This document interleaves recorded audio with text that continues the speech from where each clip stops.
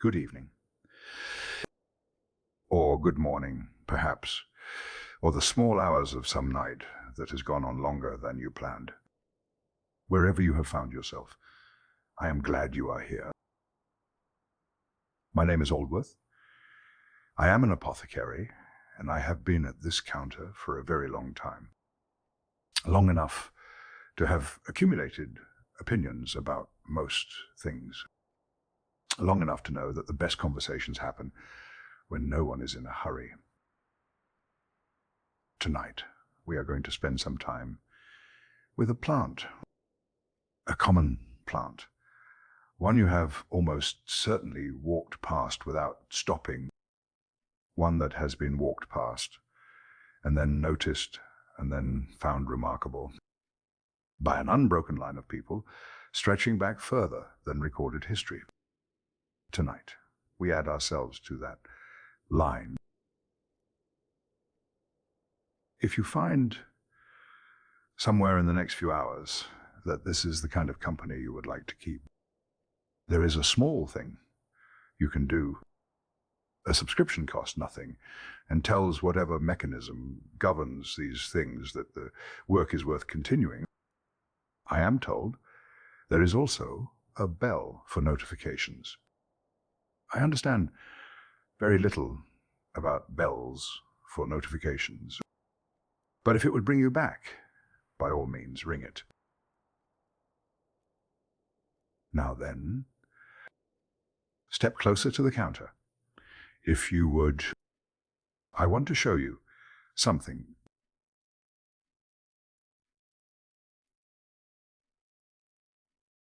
Now then, step closer to the counter, if you would.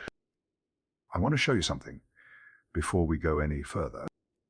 Here, on the shelf to your left, not the tinctures, not the dried roots in their paper envelopes. That branch, the one leaning against the corner, nearly forgotten. Grey bark, corky texture, nothing to recommend it to the eye. Pick it up, if you like. It weighs almost nothing. Now press your thumb against the cut end. Do you feel that? That soft white core giving way under the slightest pressure. That is elder pith, and it is one of the most quietly extraordinary substances I have encountered in 40 years at this counter. The plant we are speaking of tonight is Sambucus nigra, elder, the elder tree. You know, it almost certainly a common enough thing at the hedgerow's edge. Flat white flower heads in summer, held above divided leaves on arching branches. Small dark berries in autumn. Birds arriving before you have finished harvesting. It is not an imposing plant. It does not announce itself. Most people walk past it without stopping. Most people are missing a great deal. I have had that branch on my shelf for 3 years. Not for display, not from sentiment. For use, my watchmaker friend on the next street sends his apprentices here when they need it. They take small sections of that pith and use it to clean their tools before fine work. Delicate wheels, hairsprings, the components of mechanisms that do not forgive imprecision. Elder pith is soft enough to lift oil and grit without scratching metal finer than a hair. There is no better substance for the purpose. They have tried. I find this a useful entry point into what elder actually is, because it is a plant that has been put to use in ways you would not expect, and the uses go back further than the watchmakers, much further. The name itself is the first clue.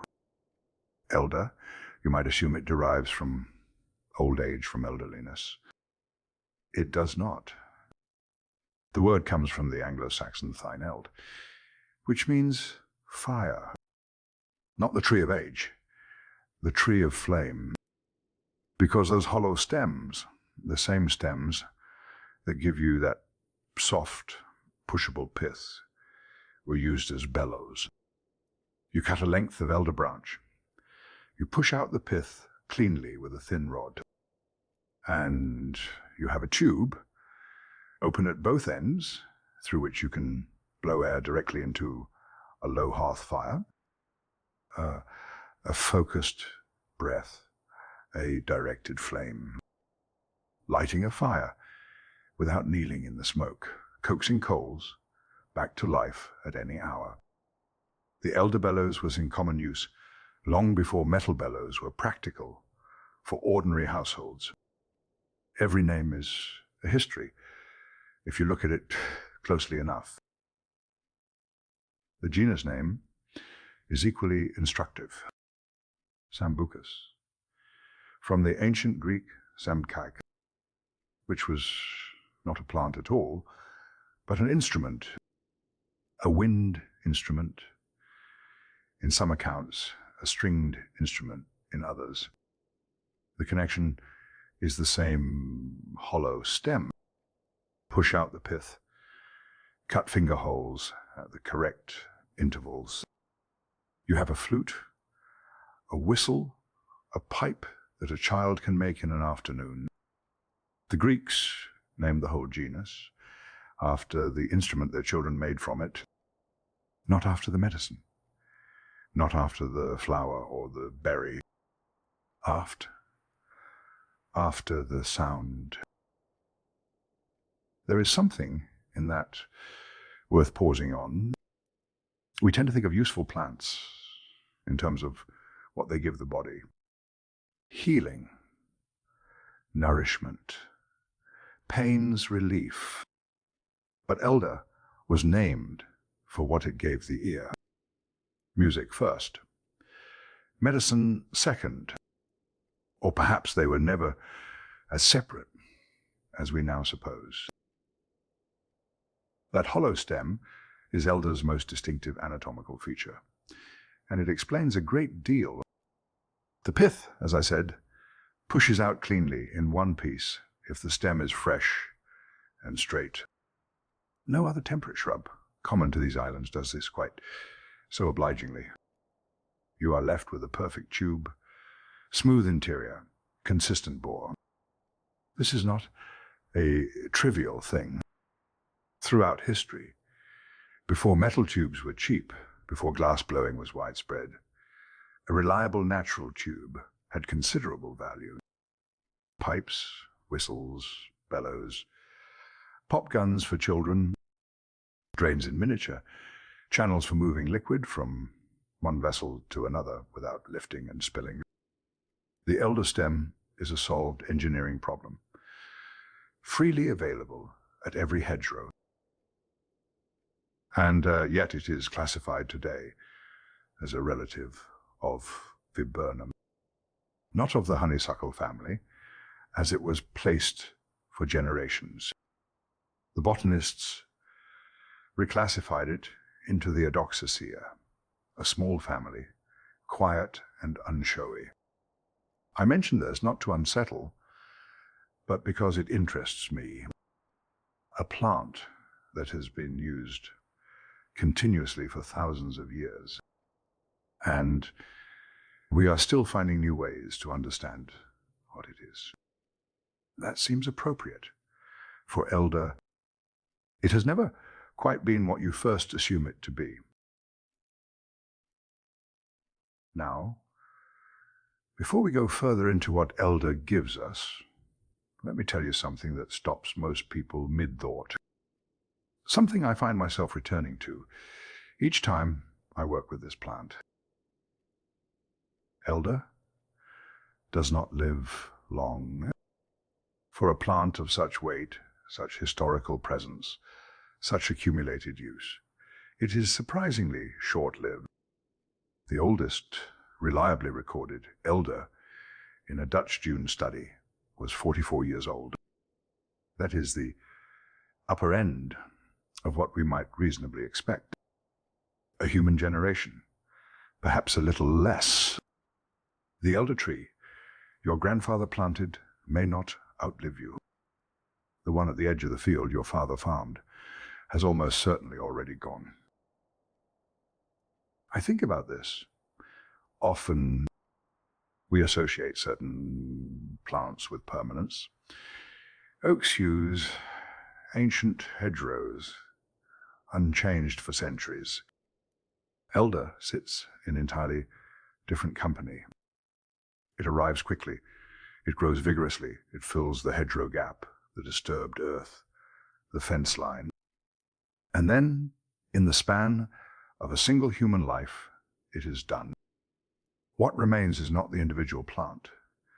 What remains is elder's way of being present. Because a cut branch, pushed into damp ground, will take root without any further encouragement. No special preparation, no coaxing, just damp earth and patience. Elder does not persist by living long. It persists by beginning again. This explains something about where you find it. Elder follows disturbance. It follows nitrogen. It is strongly tolerant of the kind of soil that builds up around human habitation and human waste. Old farmsteads, middens the margins of latrines and refuse pits. Wherever people have settled and left their organic leavings in the soil, elder tends to appear. This is not coincidence. It is appetite. The plant has followed us, in a sense, throughout our history of settlement in these islands. It grows at the edge of what we discard. There is something humbling in that. If you let it settle, the plant most associated with folk medicine, with protection, with sacred household use, is also the plant that thrives on what we throw away. Elder does not require your best soil. It requires your honest soil. Now, the flowers. You have smelled elderflowers, I expect. Most people have, whether they knew it or not. That broad, sweet, honeyed scent in late spring, flat white heads tilting in the hedgerow breeze. It is a smell people tend to associate with bees, with warm days, with summer's first real warmth. But elderflowers are not, in fact, primarily pollinated by bees. They are pollinated by flies and by minute flower thrips, which are so small as to be nearly invisible. The scent of wild elder, if you press your nose properly into the flower head, is not purely sweet. There is something musky underneath, almost fetid in some specimens. That is not a flaw. That is the advertisement. Wild elder is not calling bees. It is calling flies.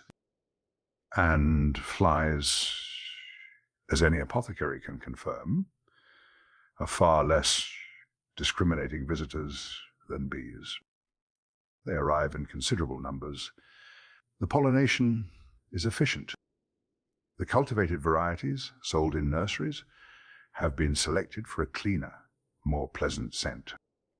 More appealing to the gardener's nose, possibly less interesting to the fly. Elder belongs to a genus of between 20 and 30 species, distributed across the temperate and subtropical regions of the Northern Hemisphere, mostly, but with outlier populations in Australasia and South America, which are unexpected and interesting. The genus is old. It has had time to travel. Our elder, Sambucus nigra, the black elder, the European elder, is the one that concerns us tonight, the one on my shelf. the one at the hedgerow's edge, the one most people walk past without noticing. Now I must tell you something important before we move to the berries. Something I would be failing in my professional obligations to omit. Do not eat raw elderberries. Do not drink juice pressed directly from fresh, uncooked berries. Do not include the leaves, the stems, or the seeds in anything intended for consumption without heat. Raw elderberries contain cyanogenic glycosides, compounds that the body converts with some efficiency into something that causes considerable distress. Nausea, vomiting, the kind of afternoon no one plans for and no one forgets. This is not an ancient superstition without basis. In 1983, in Monterey County in California, 25 people became ill after drinking elderberry juice, pressed from fresh, raw berries, leaves, and stems, uncooked, well-intentioned. The outcome was unpleasant for everyone involved. A modern accidental confirmation of what traditional use has always known. Every traditional recipe involving elderberries applies heat. The cordial is simmered, the wine is fermented from cooked fruit, the rob, the old medicinal syrup, is reduced over flame. This is not incidental. This is the knowledge accumulated across generations of use. Heat destroys the cyanogenic compounds. What remains is safe and very useful. The tradition knew what the chemistry would later confirm. It usually does, in my experience.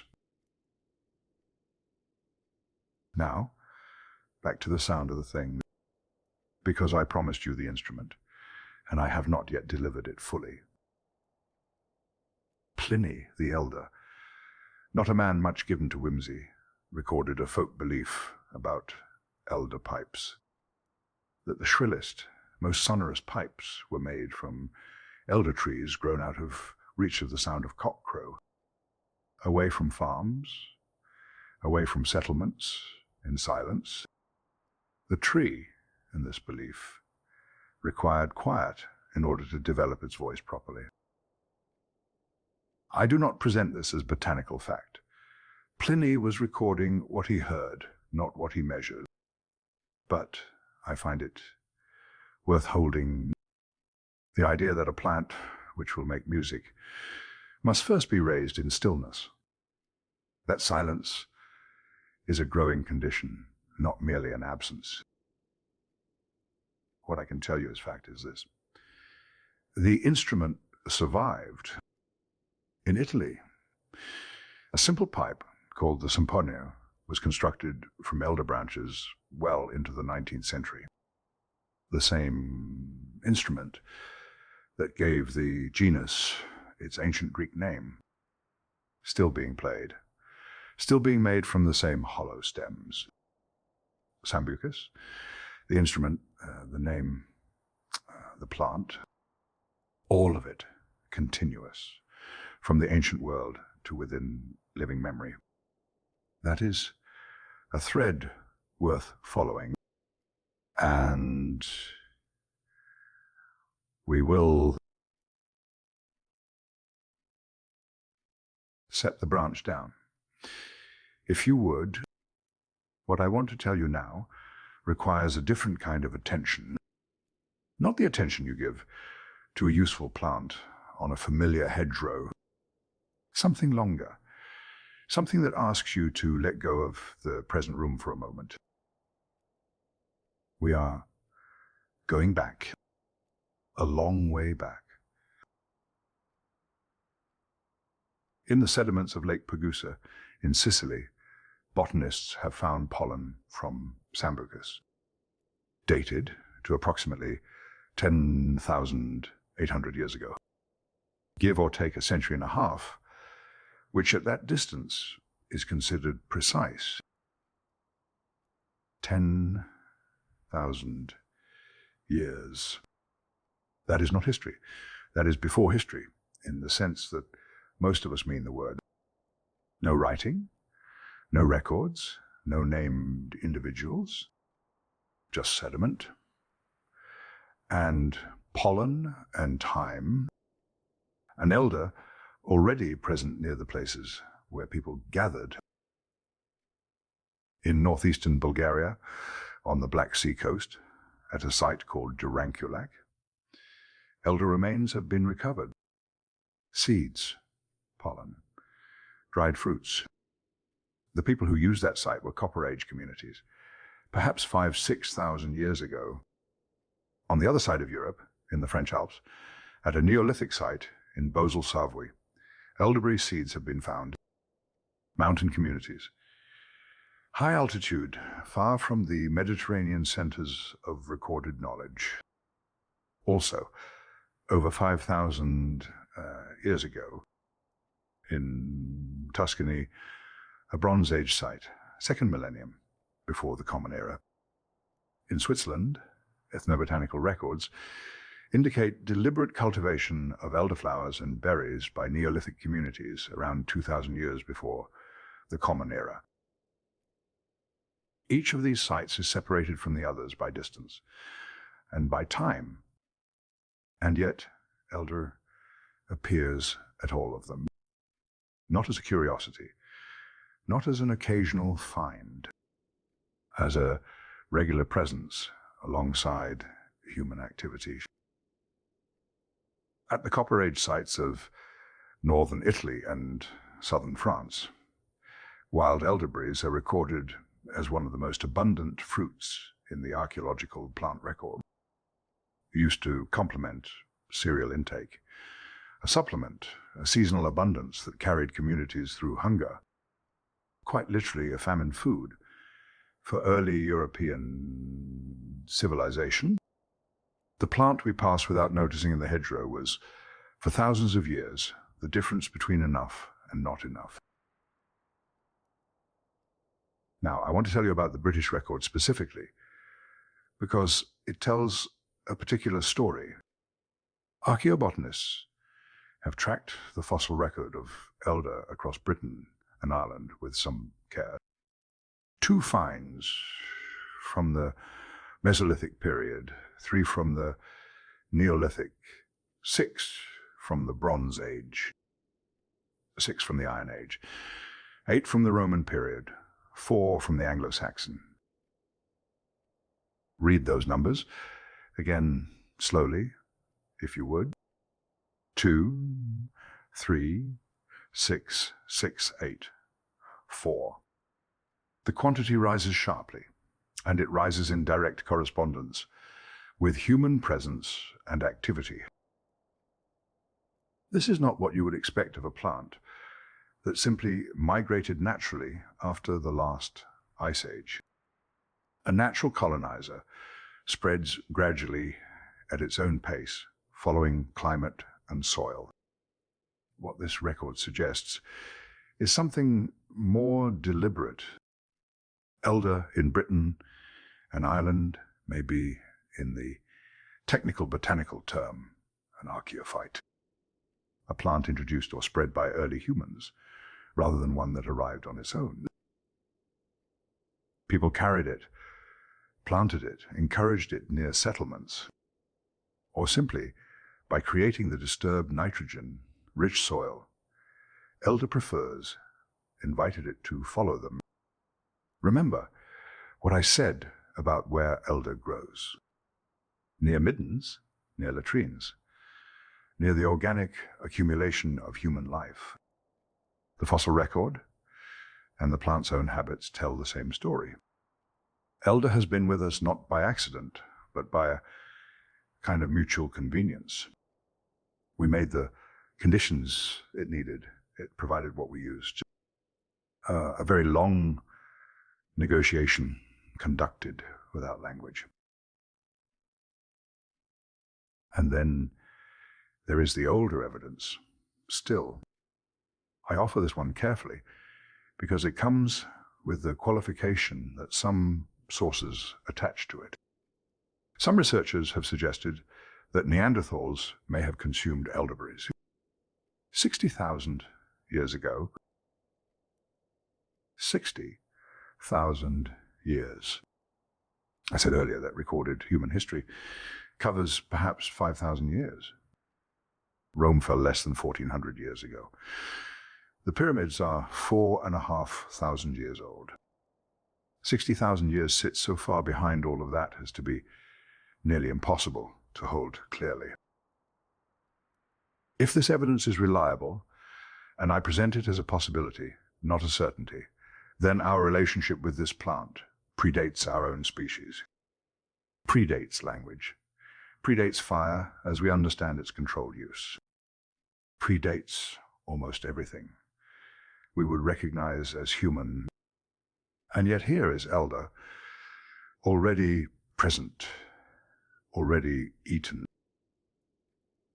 I find I cannot entirely account for how that makes me feel. I have worked with botanical materials for the whole of my professional life. I am accustomed to long histories. This one is longer than accustomed. The ancient Greeks had their own relationship with the plant, which adds another layer.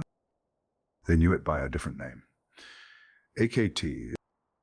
Some scholars believe this name derives from an Indo-European root, meaning simply to eat. Not a ceremonial term, not a poetic name, a functional one. The edible thing, the thing you consume, which suggests the Greeks encountered elder in a context of eating before they encountered it in any other context. Before medicine, before ritual, before the instrument, food first, everything else after. And yet it was also connected to ceremony. Elderberry seeds appear in the archaeological record associated with rituals linked to Demeter, the goddess of the harvest and of grain. The plant that supplemented the cereal harvest in times of scarcity, gathered and offered alongside the grain it had helped replace. There is a kind of logic to that. If you sit with it, you honor what sustained you. The elder that fed the community when the grain failed did not go unacknowledged. Set all of this out in a line and consider what it means.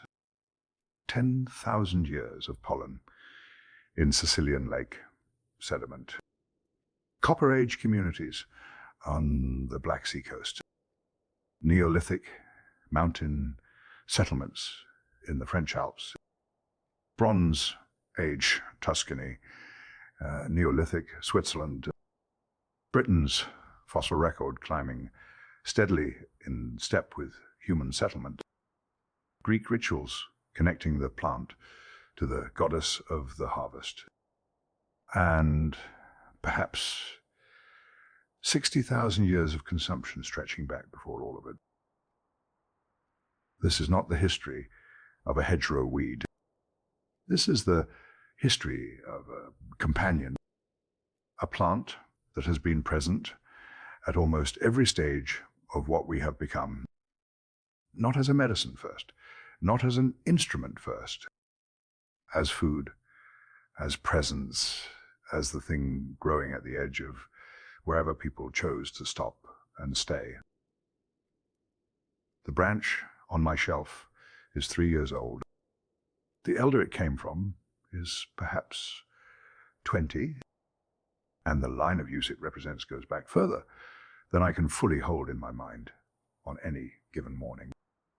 That seems worth knowing, even if you never look at the hedgerow differently afterwards.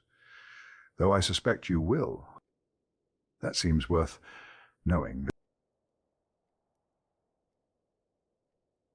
We have established, then, that elder is old.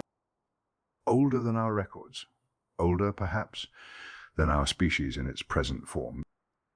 But now the records begin, and they are worth examining closely. Egypt first. The medical papyri of ancient Egypt, those careful, practical documents recording what worked and what was used, include elder among their preparations.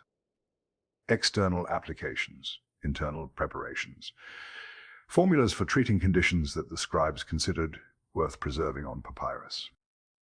We do not have a precise date for the first Egyptian elder reference, but we have the fact of it. This plant from the hedgerows of northern Europe was known and used in Egypt before most of what we call Western history had begun. Trade routes were longer and older than we tend to remember.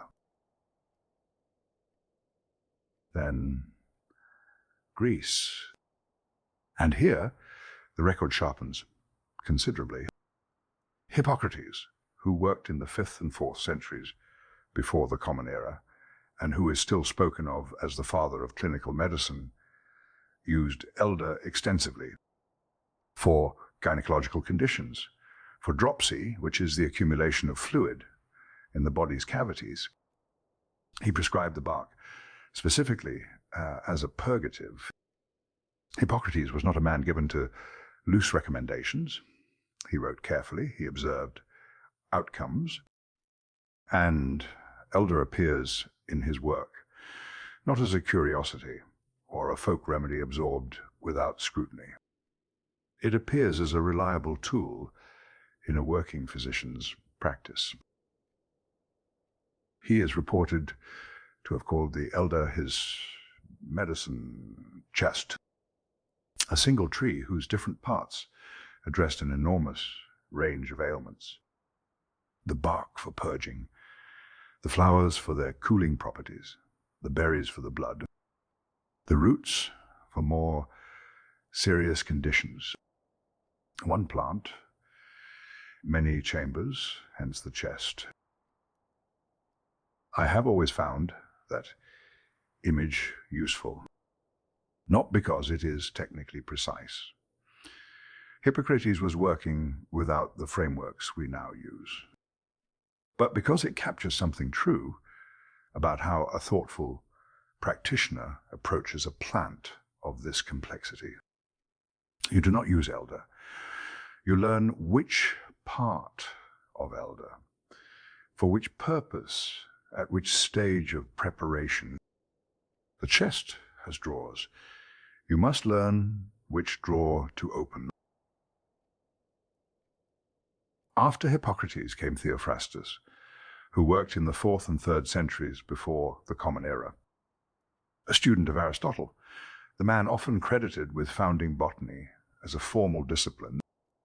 Theophrastus listed elder in his Historia Plantarum, not for its medicine, for its timber. He recorded it as a wood used in carpentry. This is one of the earliest written distinctions between what a plant heals and what a plant builds. Theophrastus, systematically, was already asking what are the uses and how do they differ. The dense, close-grained elderwood, paradoxically hard despite the soft pith within, was already known to craftsmen. Not soft, not weak, useful for precise, demanding work. The contradiction at the heart of the plant, recorded 2,300 years ago. Then Dioscorides, writing in the 1st century of the Common Era. His De Materia Medica is one of the foundational texts of Western pharmacology. It remained in active use in European medicine for 15 centuries after he wrote it. Not referenced as history, used as instruction. Dioscorides distinguished two forms of elder. What he called AKT, the tall elder, our Sambucus nigra, and Chamaeacti, the low elder, ground elder. He was already doing what Pliny would also do, recognizing that there were distinct species here. Not one plant wearing different hats. For the taller elder, Dioscorides recommended wine made from the roots as a treatment for snakebite. This is not a preparation any modern physician would endorse for that purpose. But the observation is not without interest. Elder root preparations do contain compounds with physiological activity. Dioscorides was not inventing from nothing. He was recording outcomes as best he could interpret them in a world without the tools we now have for understanding mechanism. The observation came first. The explanation, such as it is, came considerably later. Pliny, the elder, who gave us the story of the silent trees and the better pipes, also distinguished a second elder species, what we now call Sambucus ebulus, dwarf elder, a lower growing plant, quite different in habit from our tall hedgerow shrub, more toxic, more aggressive, in its chemistry demanding more caution in use. Pliny saw them as distinct and recorded them as distinct. Roman naturalists 2,000 years ago were doing species level taxonomy, not with the Latin binomials we use now. That system came much later. But with the practical botanist's eye, these two things are related, and they are not the same, and the difference matters for how you use them. Galen of Pergamon came after both Dioscorides and Pliny. Writing in the 2nd century of the Common Era, he commended elder in his medical writings. 3 of the foundational figures of Greco-Roman medicine, Hippocrates, Dioscorides, Galen, all working with this plant, each building on what came before, each finding it useful enough to include. And it was not only the Greeks and Romans. The Dacians, whose territory covered much of what is now Romania, used elder for medicinal purposes. The Gauls, across what is now France and beyond, used it as well. Across the full breadth of ancient European civilization, elder appears. Not spread by a single written tradition or a single school of medicine, arrived at independently in different places by people comparing what worked with what didn't. The Romans also used elderberry juice as a hair dye. I include this, not merely as curiosity, though it is certainly that I include it because it illustrates the breadth of what elder was asked to do. Berries boiled in wine, applied to the hair, rendered it black. Culpeper recorded the same practice in the 17th century. 1,500 years of hair dye, drawn from the same hedgerow berry. Medicine in one room of the chest, cosmetics in another. Now consider what all of this amounts to set together. Egyptian papyri, Hippocrates and his medicine chest, Theophrastus on the timber, Dioscorides distinguishing species, Pliny recording folk beliefs and natural history, Galen cementing the tradition, Dacians and Gauls arriving independently at the same conclusions. Elder does not appear in the ancient record as a plant that was tried and discarded or used in one culture and ignored by its neighbors. It appears everywhere that people were paying attention to what grew around them and what it could do. Hippocrates prescribed elder bark as a purgative. That prescription, that specific use, that specific part of the plant, continued in European medicine without interruption from his era through the 19th century. 2,000 years of the same recommendation, amended, refined, debated. Certainly, but not abandoned. There are very few pharmaceutical continuities of that length. Most remedies fall away, most observations are superseded, most traditions break. This one did not, which is in itself a kind of evidence. We have followed elder through the ancient Mediterranean, through Egypt and Greece and Rome. Now, I want to take you somewhere older in a different sense. Not older in calendar years necessarily, older in the way that oral tradition is older than written record. Older in the bones. The Celtic world, and specifically the place elder occupies in the structure of Celtic time itself. The Celts maintained a tree calendar. 13 months, each associated with a tree, each tree carrying its own character, its own weight, its own position in the turning of the year. Elder is the 13th month, the final month.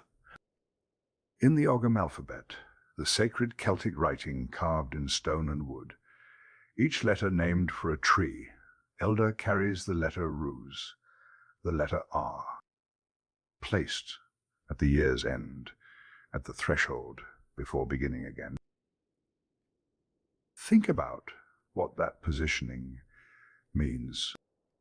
The Celts were not being casual about the order of their calendar. They placed elder at year's end because elder, to them, belonged to endings, to death, to the threshold, to the moment before the turning, not as punishment, not as misfortune, as a necessary and honored position. Someone must hold the door at the year's end. The Celts gave that door to elder. Elder is also one of only 22 trees in the Ogham, 22 from all the plants available in the Celtic landscape. It shares that status with oak and ash and yew. If you know anything of Celtic plant lore, you will understand what that company means. These are not common plants elevated by accident. These are the trees the culture considered most spiritually significant, the ones worth naming in a sacred alphabet. Elder stands among them. In ancient Ireland, cutting down an elder tree was forbidden, not discouraged, not frowned upon by the community, forbidden by law. This prohibition was so deeply embedded in Irish culture that it survived in written records long after Christianization. That is a remarkable thing. When Christianity came to Ireland, it brought a thorough reassessment of what was sacred and what was superstition. Many pre-Christian prohibitions did not survive. This one endured long enough to be written down. Whatever force of feeling lay behind it, it was not easily displaced. The Welsh name for elder is code Hynaf, the oldest tree, which we now know is biologically imprecise. Elder is one of the shortest lived trees in its landscape. It rarely outlives a human generation. But the Welsh were not naming its biological age. They were naming its mythological antiquity, its presence at beginnings, its weight in the record of things. Oldest, not in years, but in kind. The name that recognizes what the plant has always been, regardless of how long any single tree stands. Now, the other world in Celtic tradition. Elder was understood to be a gateway plant, a threshold between this world and the world beyond the visible one. A facilitator of communication with the dead, with the fairy folk, with the spirits of the land. I present this to you not as belief I am asking you to share, but as evidence I am asking you to consider. When a culture places a plant at every significant threshold, the threshold of the year, the threshold of life and death, the threshold between worlds, it tells you something about how that culture experienced the plant, what qualities it perceived in it that invited this association.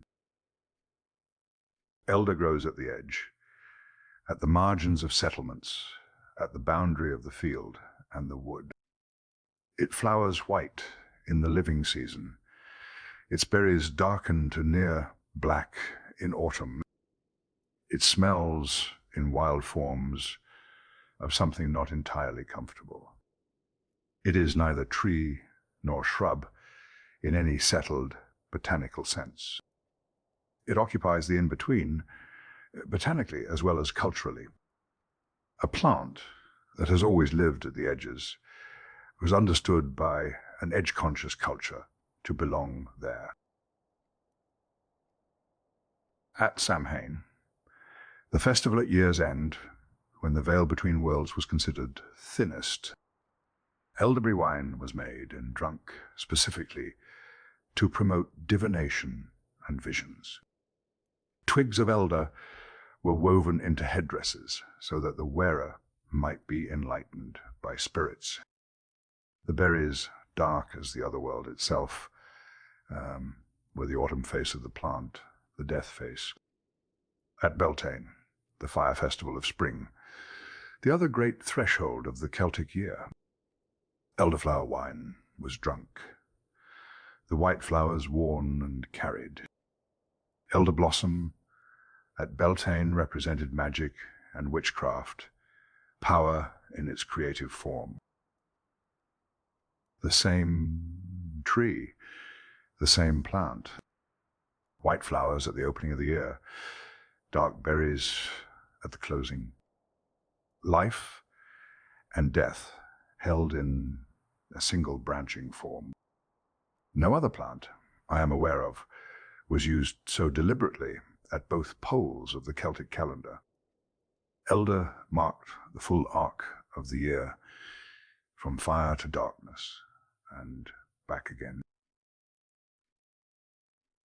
The Druids held elder as sacred.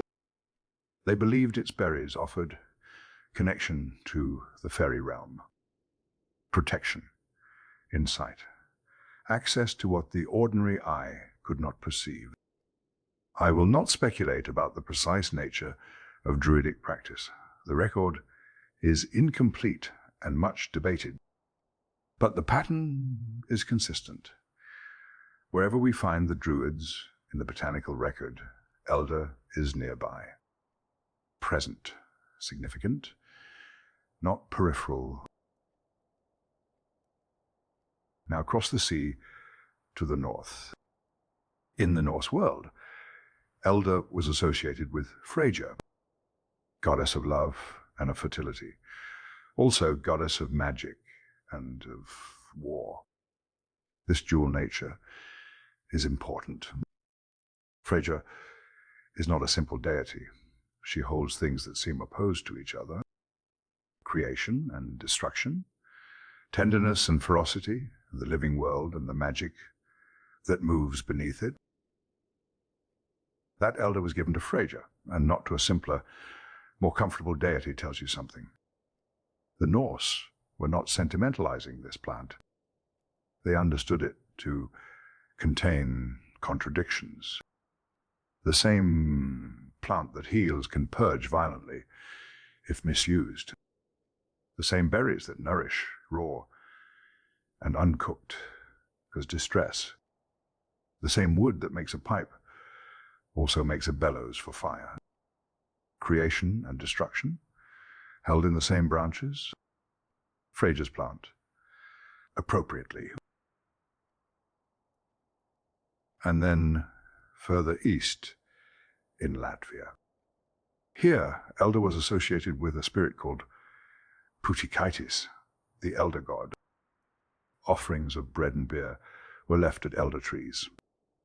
Not in Scandinavia, not in Ireland, in Latvia, on the eastern shore of the Baltic. This matters because it extends the pattern beyond the Celtic and Norse worlds. The reverence for elder was not confined to one cultural tradition. It appears independently across northern and eastern Europe. Different gods, different names, different rituals, the same tree at the center of them. I find myself returning to the question of why. Why this plant, across so many distinct cultures, arrived at the same position. Sacred, liminal, dangerous if disrespected, powerful if approached correctly. Part of the answer is surely the plant's own character. It grows at the margins. It contains both medicine and toxin. It lives and dies within a human lifetime. Its flowers are white, and its berries are almost black.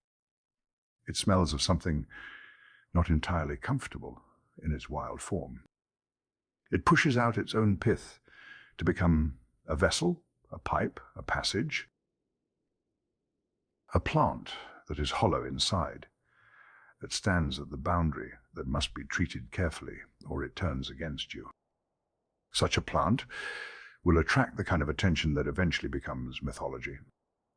It does not require any single culture to invent the meaning. The meaning is already half formed in the plant itself. The cultures simply noticed. There is a tradition I have been moving toward since we began. I have mentioned the forbidden cutting in Ireland, the sacred status in the Ogham, the gateway to the other world. These are all, in a sense, approaches to the same thing. The belief that elder is not simply a plant, that something lives in it, that the tree, before you touch it, must be addressed. In Denmark, she is called Hildemor, the elder mother, a female guardian spirit believed to inhabit every elder tree. Not a distant deity, not a figure in a temple, present in this tree. The one at the edge of your field, the one outside the kitchen door. She is capable of granting blessings. She is equally capable of inflicting illness and misfortune. The difference between the two outcomes is how you approach her, whether you ask, whether you show respect, whether you remember that the tree is not yours simply because it grows on your land. In England and Scandinavia, the form of asking was preserved with considerable precision. You went to the tree, you stood before it, and you said, "Old woman, give me some of thy wood, and I will give thee some of mine when I grow into a tree." Read that again, if you would. It is not a prayer. It is not an incantation. It is a negotiation, an exchange proposed between equals. You offer your own future wood in return for hers now. The acknowledgement embedded in the formula is profound. You are wood too, eventually. You will also return to the earth. The tree's substance and yours are not categorically different. You are borrowing from something that will, in the long run, take everything back. In Sweden, the approach required more ceremony. You walked around the tree 3 times. You recited, Hildemor, Hildemor, allow me to cut thy branches. And you spat 3 times on the bark to ward off malevolent forces. 3 circuits, 3 repetitions, 3 spits.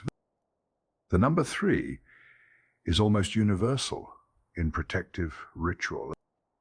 But what strikes me here is the physical intimacy of it. You are not praying at a distance.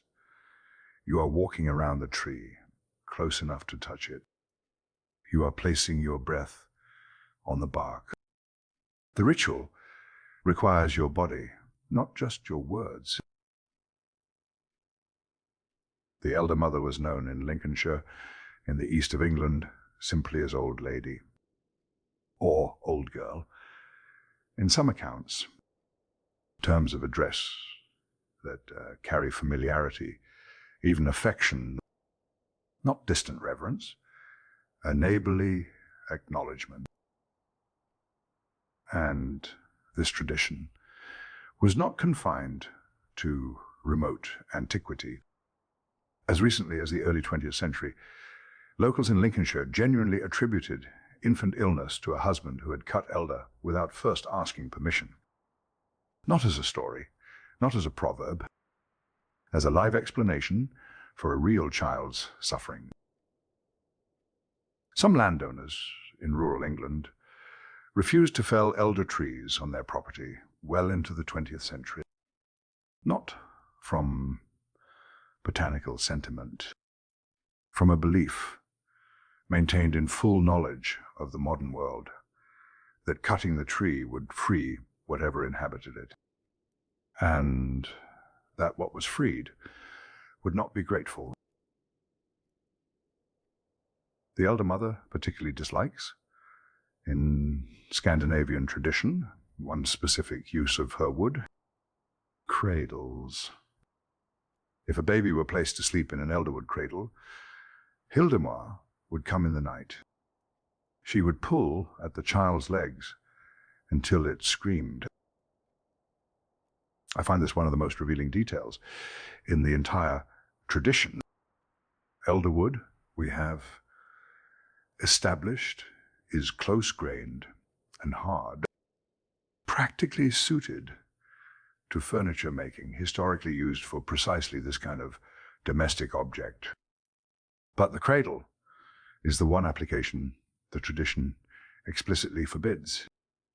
The most vulnerable human, the smallest, most defenseless life.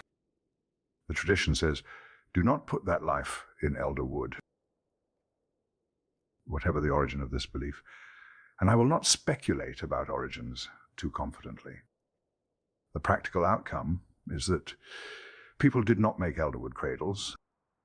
A plant with a complex chemistry, some of which is not entirely benign, kept away from the newest and most vulnerable lives by a story that ensured compliance without requiring explanation. Traditional knowledge works, sometimes by routes we would not have chosen. Hans Christian Andersen knew the elder mother well enough to write her into a fairy tale. A sick boy drinks elderflower tea and falls into a dream. In the dream, an old woman appears. She is the spirit of the elder. She tells him stories. She weaves the world of the plant into the world of the dreaming child. Andersen was not inventing, he was recording. The story of Hildemor was already there, already old, already told around hearth fires. He gave it a form that would travel further than the hearth fire could reach. The belief that falling asleep under a flowering elder risked waking in fairyland belongs to the same tradition. The scent of the flowers, that heavy, musky, not entirely comfortable scent of the wild elder, was understood not as chemistry, but as the elder mother reaching across the threshold, pulling the sleeper toward wherever it was she came from. I will note professionally that the flowers of elder do contain compounds with mild physiological effects. Whether they are sufficient to cause unusual dreamlike states in a person sleeping beneath them on a warm afternoon, I cannot say with confidence. What I can say is that people believed they were, and that the belief shaped behavior. You did not sleep under the elder carelessly. You were on its ground, subject to its authority. The Elder Mother tradition appears across England, Germany, Denmark, and the full breadth of Scandinavia. Lady Edda, Hildemir, Hildemore, old lady, old girl. Different names, different landscapes, different centuries, the same essential understanding. The tree is not simply a tree. It is a being. It has a will. It has preferences. It can be offended. And it remembers. Some scholars see in this tradition a survival of pre-Christian goddess worship, the moon goddess, in whose honor the elder was sacred. White flowers and blood-dark berries encoding the cycle of birth, fullness, and death. The waxing and waning of something older than the calendar we now use. I offer this interpretation without insisting on it. What I insist on is only the pattern itself across every culture we have visited at night. From the Neolithic seed deposits to the Hippocratic medicine chest, to the Celtic tree calendar, to the Latvian offerings of bread and beer. Elder has consistently occupied a position that is not merely useful. It is significant in a way that exceeds utility. People do not invent guardian spirits for plants. They find merely convenient. They invent them for plants they feel watched by. Whether you make anything of that feeling is, of course, your own affair. I am only reporting what the record shows. And the record shows people have felt watched by elder for a very long time. The ancient world gave elder its founding reputation. Greece named it the medicine chest. Rome recorded its uses across species and symptom alike. Egypt had it in the papyri before any of them wrote it down. Then came the medieval period, and elder did not diminish. It moved into the monasteries.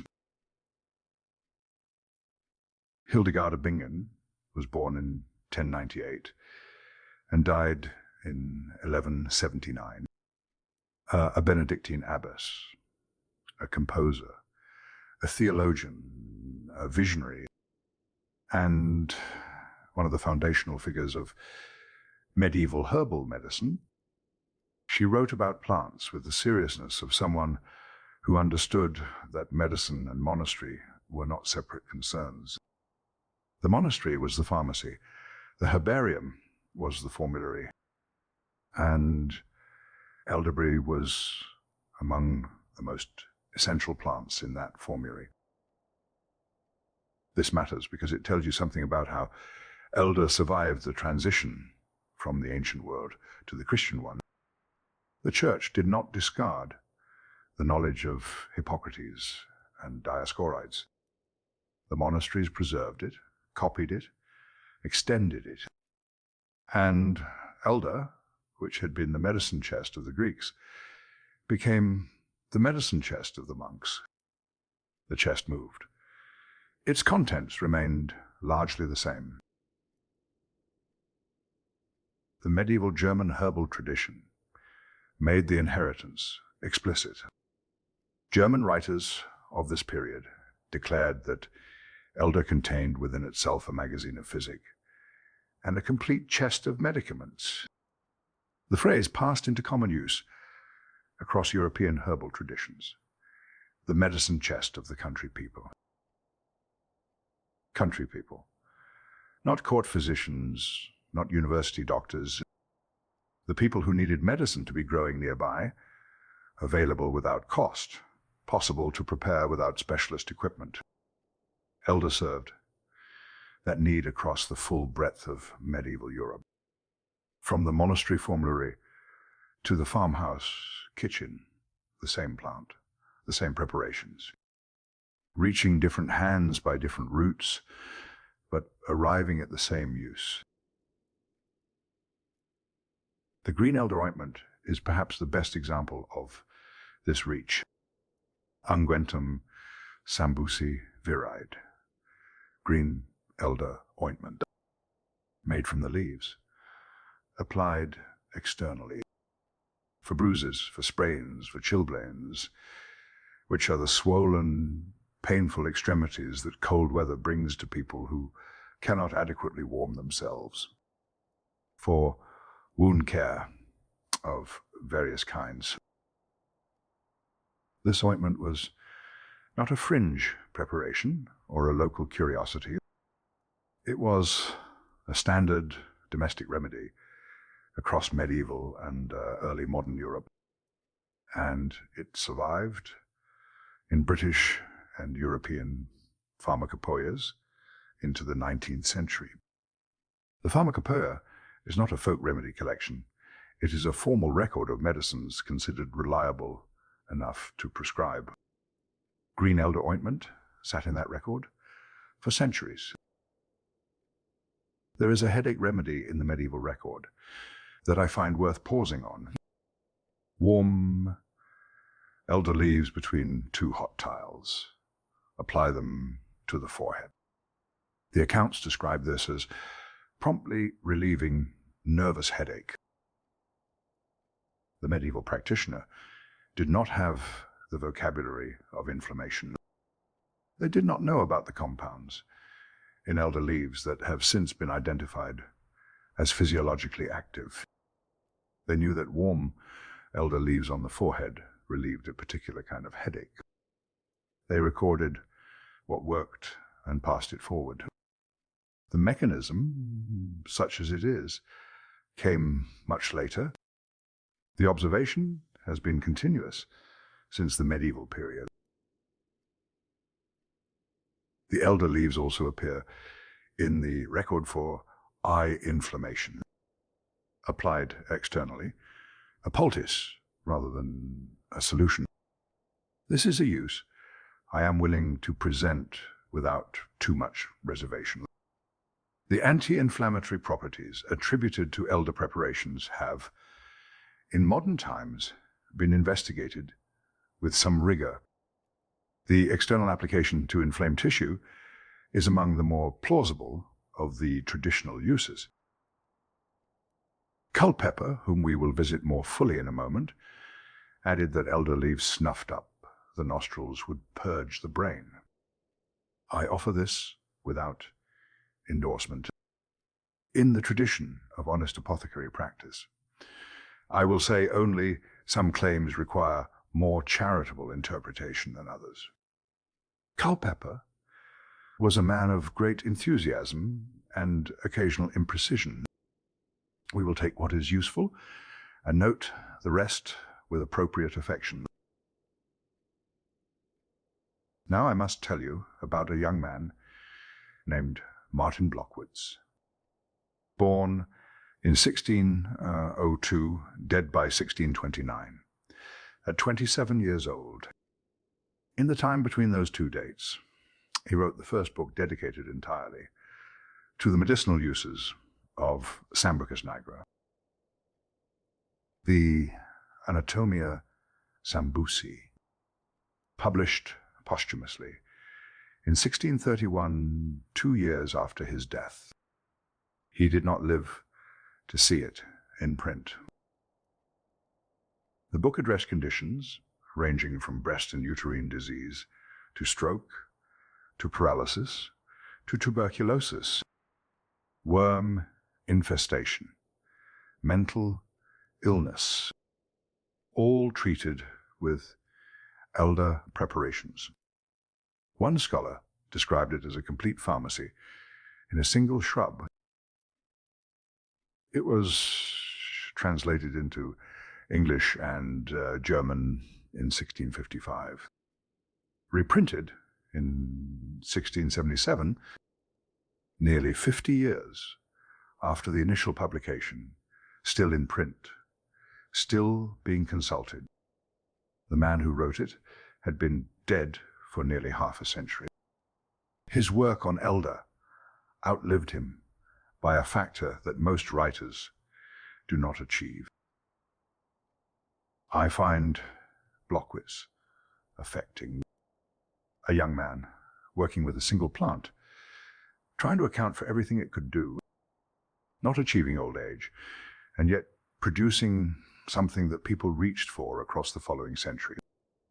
The plant he wrote about will outlive his book as well, of course. Elder endures by beginning again. Blockwitz could not. But what he observed is still part of the record.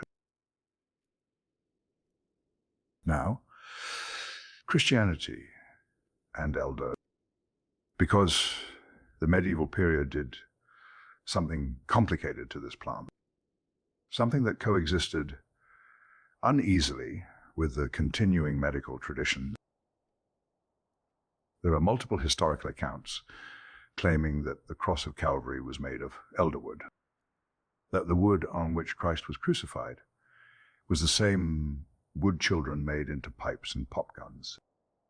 I will not adjudicate the theology here. What I will note is the botanical impossibility. Elder does not grow to the dimensions required for the purpose described. It is a shrub, a vigorous shrub, certainly, but not a structural timber tree. The claim was never about botany. It was about meaning, and about what elder in the Christian imagination had come to represent. The same tradition produced the name Judas tree. On the equally impossible claim that Judas Iscariot hanged himself from an elder. Again, not botanically credible. Elder does not produce the kind of branches that would bear the weight described. Again, that was never the point. What had happened is a plant that was already associated with death, with thresholds, with the liminal edge between worlds, absorbed the most resonant death narratives in the incoming Christian tradition. The crucifixion, the betrayal of Judas. Elder, which had always stood at the boundary, was given the Christian boundary stories to carry. And so for several centuries, this plant carried both. The medicine chest of the country, people on one hand, the wood of grief and betrayal on the other. Monastery, formularies prescribed it in the morning. The same monks may have crossed themselves passing the hedgerow elder in the afternoon. This is not contradiction. This is how plant traditions actually survive, by being flexible enough to absorb new meanings without losing the old ones, by being, in some sense, large enough to hold disagreement within themselves. And yet they also planted it deliberately near sacred places. In Sicily and across Europe, old elder plants are recorded growing near churches and rural dwellings. Not wild volunteers, deliberately placed a protective sentinel, medicinal convenience. The plant associated with Judas, planted at the church door. Tradition is rarely tidy. Elder least of all. We have spent some time in the monastery. with Hildegard and her formulary, with Blockwitz and his complete pharmacy in a shrub, with the monks who planted elder at the church door and perhaps crossed themselves passing it. Now I want to take you somewhere adjacent to that world, somewhere that existed alongside it, often invisibly, and sometimes not invisibly at all, to terrible consequence. Elder in early modern Europe occupied two positions simultaneously. In some traditions, it protected against witchcraft. A cross of elder, fastened above the stable door, kept evil from the animals. A knotted elder twig, carried in the pocket, warded off rheumatism, not as medicine, but as charm. The 17th century held that elder could cure ailments from plague to toothache, and that its presence at the threshold kept darker things outside. It was also said that elder could never be struck by lightning, neither fully of this world nor fully of the next, and therefore beyond heaven's judgment. A liminal plant, immune to the authority of either side. And then, in other traditions, sometimes in the same village, sometimes held by the same people, elder was the tree under which witches gathered, especially when it was in fruit. The dark berries, the autumn plant, heavy and ripe, the protective charm, and the gathering place of those who used charms. The same tree, depending on how you stood in relation to it.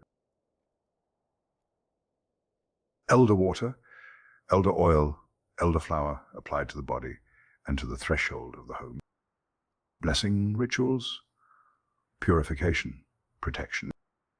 These were documented practices in European pagan traditions, and they persisted well past the formal arrival of Christianity.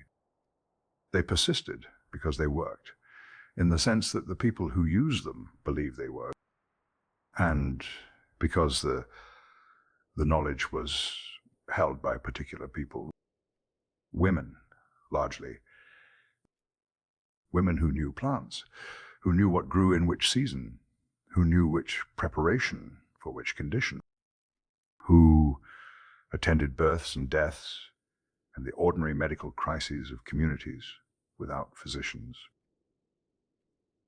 This knowledge, exactly the kind of knowledge that elder embodies, put those women in considerable danger.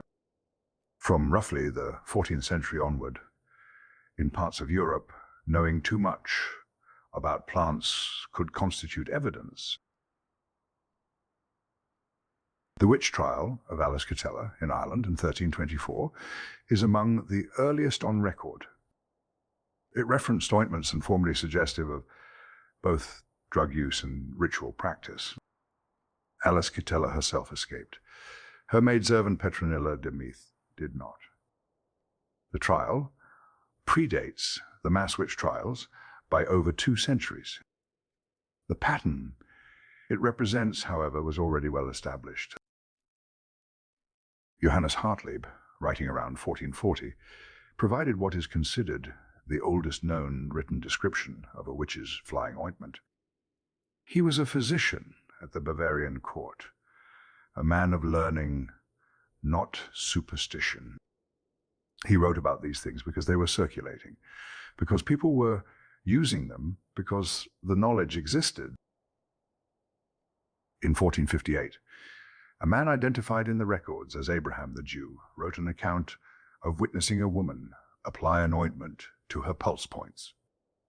He observed her fall immediately to the floor, motionless, for several hours. When she woke, she described elaborate travels, vivid and detailed accounts of places she had not physically been. Abraham's conclusion was measured. For his era, the ointment had induced hallucinations. She had not flown. She had experienced something that felt entirely like flying. The distinction mattered to him. It did not always matter to the courts. What were these ointments? The historical record is incomplete, and the recipes that survive come to us through hostile sources, transcribed by inquisitors, extracted under conditions where the accuracy of the account was the least of anyone's concerns. What we can say is this: the plants associated with witches' knowledge included species with genuine physiological effects: belladonna, henbane, mandrake, datura, plants whose alkaloid content can produce, in the right doses and preparations, precisely the effects described. Soporific states, vivid, detailed, coherent, seeming hallucinations, sensations of flying, of moving through space, of meeting figures and traveling to places. Elder appears among the plants associated with this tradition. Not as a primary hallucinogen. Elder does not carry that kind of chemistry, but as a plant whose properties overlapped with the knowledge these women held. Its ability to induce vivid dreams was documented in pagan traditions as a specific attribute, not a sedative, not a sleep aid in the modern sense. A dreaming portal.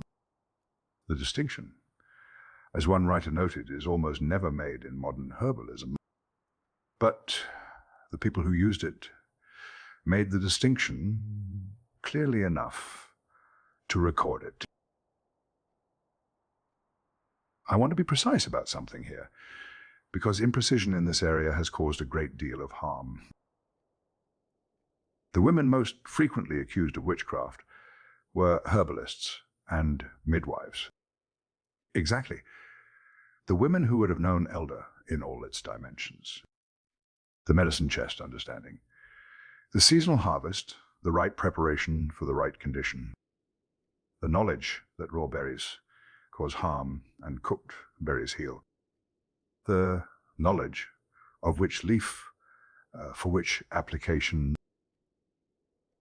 This knowledge was, and I use the word precisely, dangerous to possess, not because the knowledge itself was harmful, because possessing it in certain times and places marked you as someone who knew things that others did not. And in an era when unexplained illness was attributed to human malice rather than unknown cause, knowing what others did not was not always a protection. Sometimes it was an accusation. I think about this when I work with elder. I think about the women who knew this plant before I did, who knew it more completely than I do, in many respects, who passed what they knew forward through networks of domestic practice, recipe to recipe, preparation to preparation, daughter to daughter, and to the daughters of neighbors. Some of what they knew reached us through the herbal texts. Culpeper recorded it, Grieve recorded it, others wrote it down. But the writing down came after the knowing. And what came before? The writing is only partly recoverable. The folk magical uses of elder, the charm against rheumatism, the cross above the stable door, the elder water at the threshold, are sometimes dismissed as superstition that has nothing to do with medicine. I am not sure the dismissal is as clean as it appears. The boundary between magical use and medicinal use in the tradition we are tracing was never clearly drawn. A tincture of elderflowers against plague, a knotted twig against rheumatism. Both recorded in the 17th century, both presented with similar confidence. The tincture we can now discuss in terms of its constituent compounds. The knotted twig. We cannot. But the people who carried both believed both. And the practical effect of believing is not nothing. What I observe is this. Elder attracted, consistently, the most serious kinds of human attention, not casual use, not convenient harvest. The attention you give to something you are uncertain about, something that might help you or harm you depending on what you do, something that requires approach, not simply taking. Whether that attention expressed itself as medicine or ritual or prohibition or accusation, the seriousness was consistent. People across many centuries treated elder as a plant that demanded careful handling. I think they were right in ways that varied by era and by context. And I think they were also doing something else. They were acknowledging in the vocabulary available to them that some plants are not merely plants. They carry more than chemistry. They carry the attention of everyone who has used them before. And elder, by now, carries a great deal of attention indeed. We have followed elder through the ancient Mediterranean, through the Celtic and Norse worlds, through the monasteries, and into the dangerous territory of early modern folk magic. Now, I want to account for something that is easy to overlook. A chapter in elder's transmission that most people in these islands do not think to include. The Islamic Golden Age. When Rome fell, the organized transmission of classical knowledge became precarious. The texts of Hippocrates, Dioscorides, and Galen did not vanish, but they became harder to access, harder to copy, harder to read for those without greed. The monasteries preserved what they could, but the full breadth of what the ancient world had known was not held in any single place. What happened next is one of the more remarkable stories in the history of medicine. Arab scholars, working across the 8th, 9th, 10th, and 11th centuries, translated the Greek medical texts into Arabic, not as a preservation exercise alone, as an active engagement. They read Dioscorides and argued with him. They read Galen and tested his claims. They added their own clinical observations. They noted where the Greeks had been imprecise or wrong or silent on matters the Arabic physicians had encountered. This was not passive copying. This was medicine being practiced, extended and questioned. And elder was part of what moved through that process. Ibn Sina, known in the Western tradition as Avicenna, was born in 980 and died in 1037.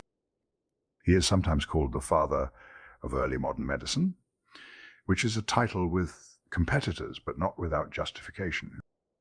His Canon of Medicine, published around 1020, is one of the most influential medical texts ever written. It covered anatomy, pharmacology, diagnosis, and treatment across 5 substantial volumes. Plant pharmacology derived from Dioscorides, and Galen was central to it. And so elder, the medicine chest that Hippocrates had named, that Dioscorides had catalogued by species, that Galen had confirmed, passed into the canon of medicine, tested against Arabic clinical experience, preserved in a new language, transmitted across the Arabic-speaking world for the following 5 centuries. Al-Razi, known in the West as Rhazes, came earlier than Avicenna, working in the 9th and 10th centuries.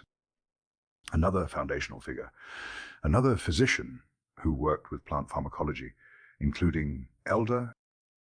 I mention him here partly because of how he enters the English literary record. Geoffrey Chaucer, writing the Canterbury Tales in the late 14th century, gave his fictional doctor of physic a list of authorities. The sources a learned physician of the era would have read and consulted. Al-Razi is on that list. Avicenna is on that list. Alongside Hippocrates, Dioscorides, and Galen. Chaucer was not being exotic, he was being accurate. A physician in 14th century England who did not know the Arabic medical tradition was not fully educated. The Islamic Golden Age had, by that point, become foundational to European medicine. Western European physicians had learned what they knew of Greek medicine, largely by reading Arabic translations. The route from Hippocrates to the English apothecary passed through Baghdad and Cordoba before it arrived in London. I find it worth naming this clearly. The elder tradition we are tracing is not a single cultural inheritance. It is a Mediterranean, then Arabic, then European transmission, accumulated and enriched at each stage, criticized and tested and amended by each culture that received it. The plant stayed the same. The understanding of it deepened with each pair of hands it passed through. That is what transmission means, at its best. Not the repetition of what was said before, the addition of what the next observer found. We have been, until now, largely in the old world. Egypt and Greece and Rome, the Celtic West and the Norse North, the monasteries and the courts and the hedgerow kitchens of England. Now, I want to cross an ocean, because Elder did not wait for Europe to discover America before becoming significant there. The genus Sambucus, as I mentioned earlier in our evening, extends far beyond the temperate European hedgerow. It was already in the Americas, already known, already used, for a very long time before any European ship arrived. Indigenous peoples across North America called elder, in various traditions, the tree of music, the hollow stems, the pushable pith, the reliable tube that a person can make in an afternoon. Flutes, whistles, clappers central to ceremonial practice. The same hollow stem that gave the genus its ancient Greek name, samkak, the instrument, had arrived at the same use on the other side of the world. Without communication, without shared tradition, the plant offered the same invitation, and two entirely separate human cultures accepted it in the same way. I find this one of the most striking convergences in the entire elder record. When two cultures, separated by an ocean, and thousands of years of independent development, make the same flute from the same stem, that is not coincidence. That is the plant teaching. The same lesson to anyone willing to learn it.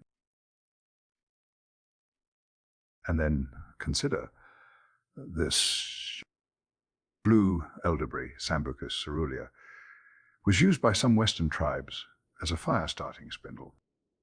Friction applied to the dry wood generated sparks, a technique for making fire from a plant, which is, as I told you at the very beginning of our evening, precisely what the Anglo-Saxon name elder means. Eld, fire. The Anglo-Saxons arrived at that name because elder stems were used as bellows to blow air into hearth fires. The indigenous peoples of California's west arrived at fire-making from the same genus by a different mechanical route. Both cultures named or used elder in relation to fire. Both arrived there independently. The plant's relationship to fire is not a European idea projected onto a useful shrub.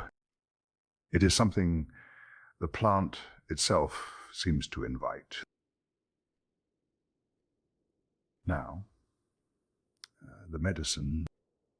The Menominee tribe used elderflower preparations to reduce fevers. A diaphotic use, sweat-inducing, encouraging the body to release heat through the skin. This is the same use documented in European folk medicine, arrived at independently by people who had no knowledge of each other's traditions. The same flower, the same preparation, the same observed outcome.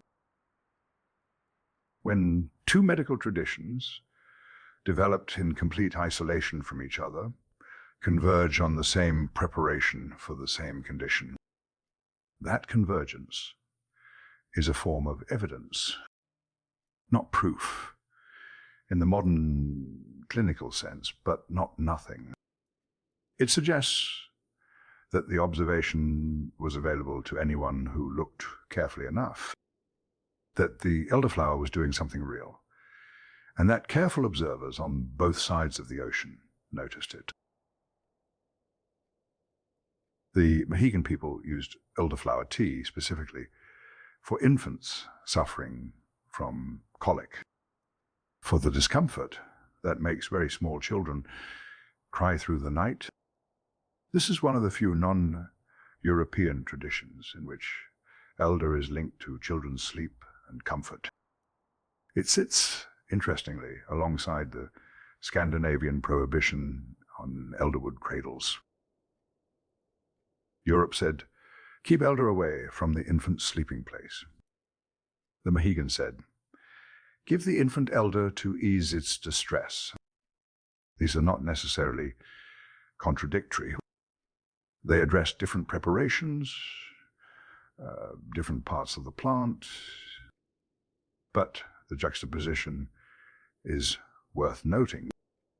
Elder and the youngest humans, present in both traditions with different instructions. In the southeastern United States, the Cherokee, Creek, Catawba, Choctaw, Chickasaw, Seminole, and Miccosukee peoples all valued elder as a food resource. Each developed distinct techniques for processing the leaves, blossoms, and berries. Herbal, basket, infusing methods specific to each tradition. This variety of technique applied to a single plant is itself significant. It speaks to sustained, serious engagement with elder across many generations. You do not develop multiple distinct processing techniques. For a plant, you treat as a convenient supplement. You develop them for a plant you have decided is worth knowing thoroughly. The Plains Indians used elderberry as pigment. The deep purple-black of the berry applied to hide paintings, to face paint, to body adornment. A sacred pigment, not merely a practical dye. This brings us back to what the Celtic tradition also noticed about the berry's color. The dark berries coded as belonging to the other world, to the unseen realm. A color associated with power, with the beyond, with what is not ordinary. The Plains tradition and the Celtic tradition were not in contact, and yet both attached similar significance to the same darkness. In California, indigenous peoples did not simply harvest elder where they found it. They managed it. Controlled burns were used deliberately to reduce the density of elder stands. intentionally creating space around individual plants to increase fruit production. This is sophisticated horticulture applied to a plant that Europe treated largely as a wild volunteer. The thing that grows where you throw your waste. In California, it was being actively cultivated through fire management, tended, shaped, encouraged toward greater productivity. A plant Europe called the follower of human refuse was, in California, being farmed. The Ahusat people of the Nucha, Nulth Tribal Council used elder differently still. They read it. The timing of red elderberry bloom was an ecological indicator. When the elder flowers, other prime seasonal resources are ready, the plant integrated into a living calendar of the natural world. Not a calendar of months and feast days. A calendar of what is happening right now in this specific landscape, in this specific season. Elder as a reader of the world around it. Its flowering a signal, its fruiting a marker. The Ahusat did not need to check a document to know when the season had turned. They checked the elder. When the first European colonists arrived in the Americas, they encountered elder almost immediately. Sambucus canadensis, the American black elder, a close relative of our own Sambucus nigra. And they did what people do when they find a familiar-seeming plant in an unfamiliar landscape. They asked the people who already knew it what it was for. They made wines and pies and jams and medicinal preparations, partly from their own European tradition, partly from what they learned directly from indigenous knowledge, which created something genuinely interesting, a convergence point, a place where two entirely independent lines of elder knowledge met and began to inform each other. European herbalism meeting indigenous practice at the same plant, each recognizing in the other's use something that confirmed what it already suspected. This plant, these berries, this hollow stem, useful in ways that two separate civilizations had independently decided were worth preserving. The meeting must have felt, to anyone paying attention, like recognition rather than discovery. We are now in territory that feels, to me, rather more like home. Not because the Renaissance is my own era, I was born well after it ended, but because these are the men whose books line my shelves, whose arguments I learned before I learned to argue back. Gerard, Parkinson, Culpeper, the great herbalists of English medicine. And all three of them had a great deal to say about elder. John Gerard published his Herbal in 1597, a vast and ambitious work. Not without its errors, Gerard's borrowings were sometimes careless, and his original observations sometimes difficult to distinguish from his translations. But it brought together the available knowledge of plants into a single English volume at a moment when English readers needed exactly that. Gerard noted that the dried elderberry seeds were used for dropsy and for what he called reducing obesity, one of the earliest recorded appetite-related uses in English herbal medicine. The seeds specifically, dried, a preparation that required more deliberate effort than simply eating the berries. Gerard was recording a practice that was already established. He did not invent it, but he put it in English, in print, where it could be consulted by anyone who could read. John Parkinson came after Gerard and surpassed him. His Theatrum Botanicum, published in 1640, is one of the most important herbals ever written. Parkinson was physician to King James I, a man with access to the best available knowledge of his day. He confirmed the elderberry seed preparation for dropsy, adding that the seed should be taken powdered in vinegar.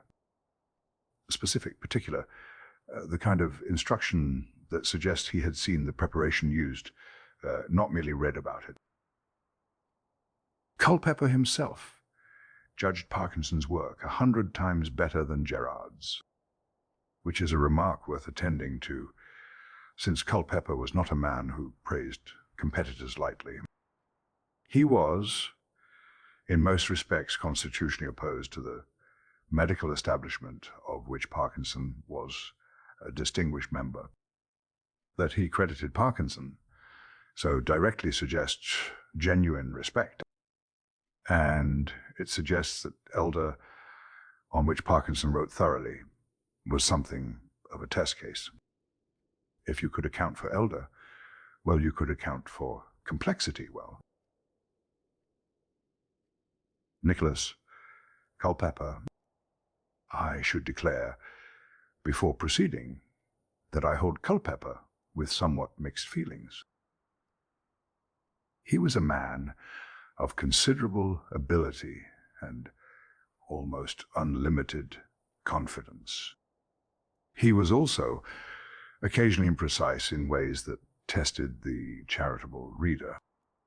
But he did something that no herbalist before him had managed quite as effectively.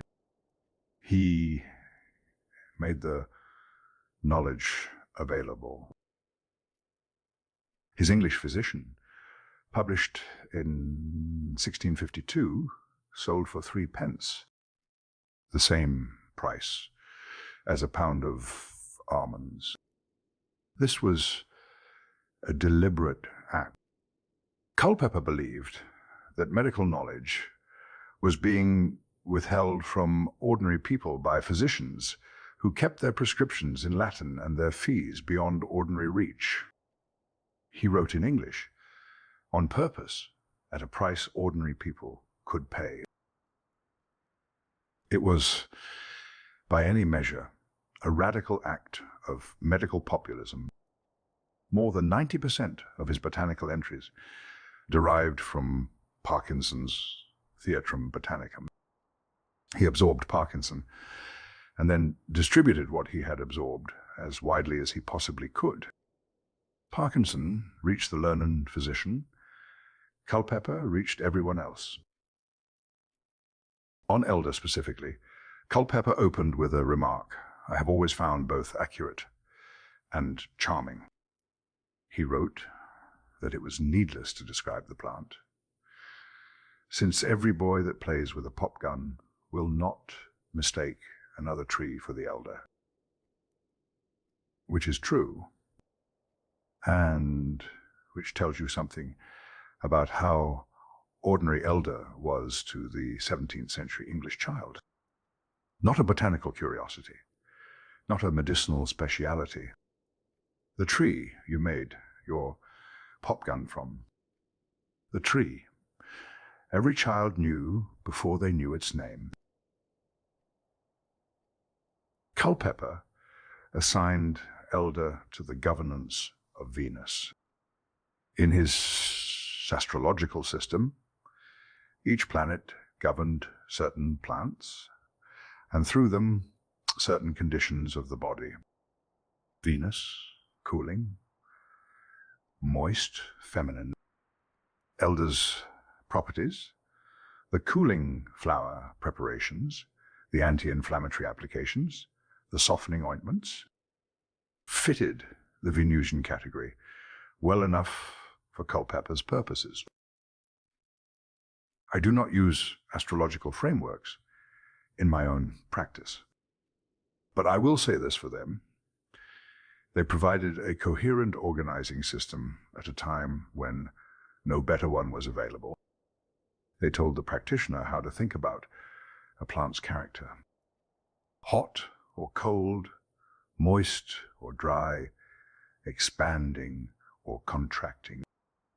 These categories were wrong in their mechanism and sometimes right in their conclusions.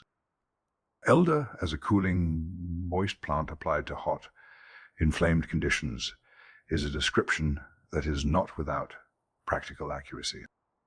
Culpeper arrived at it by a route I would not recommend.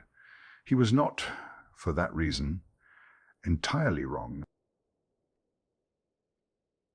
Culpeper was also, during the early months of the English Civil War, accused of witchcraft, partly for his radical medical views, partly, one suspects, for his association with plants like elder that occupied the boundary between healing and the occult. He was not the first person whose knowledge of plants attracted accusation rather than gratitude. We have already spoken of the women who faced far worse.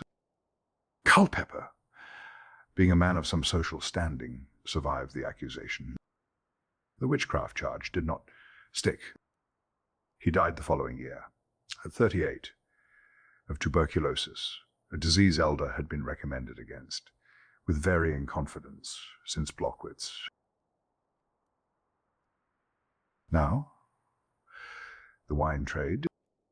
John Aubrey, writing in the late 17th century, noted that London's vintners were buying vast quantities of elderberries, not for medicinal preparations, not for honest cordials, for adulteration. The deep purple-black of the elderberry, which the Plains Indians had used as sacred pigment and the Romans had used as hair dye, was being used in the London wine trade to colour and darken cheaper wines, to make them look like something more expensive than they were. This is a use of elder present without moral commentary, except to note that it is thoroughly human. A plant that had served medicine and music and mythology for thousands of years was, in 17th century London, also serving commercial deception. The medicine chest of the country people, repurposed as a tool of the London vintner's trade.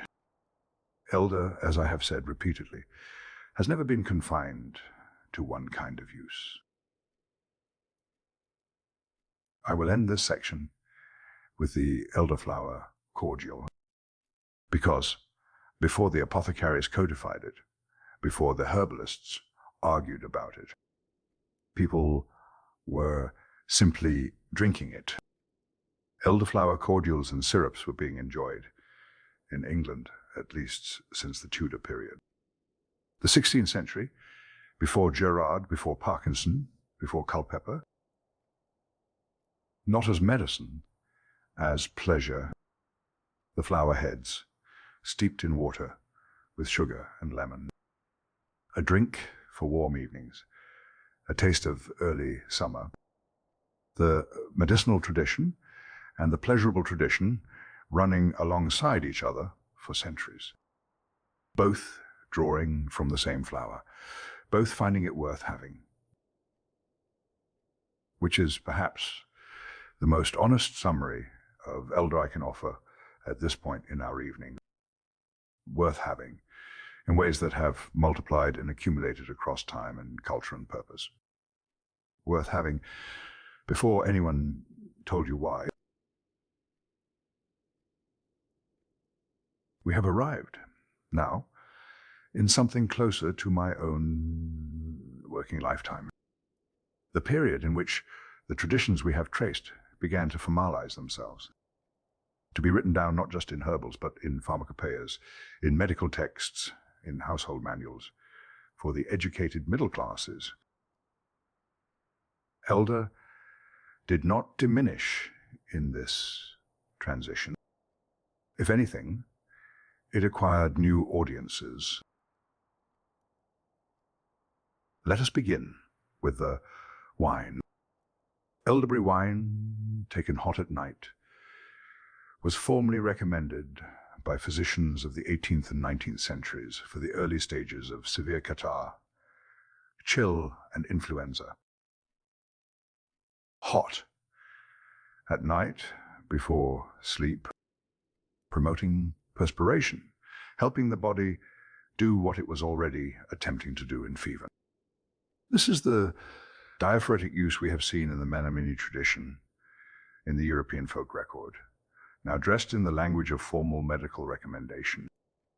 The same action, a more credentialed voice recommending it. I note this because it matters for how we evaluate the tradition.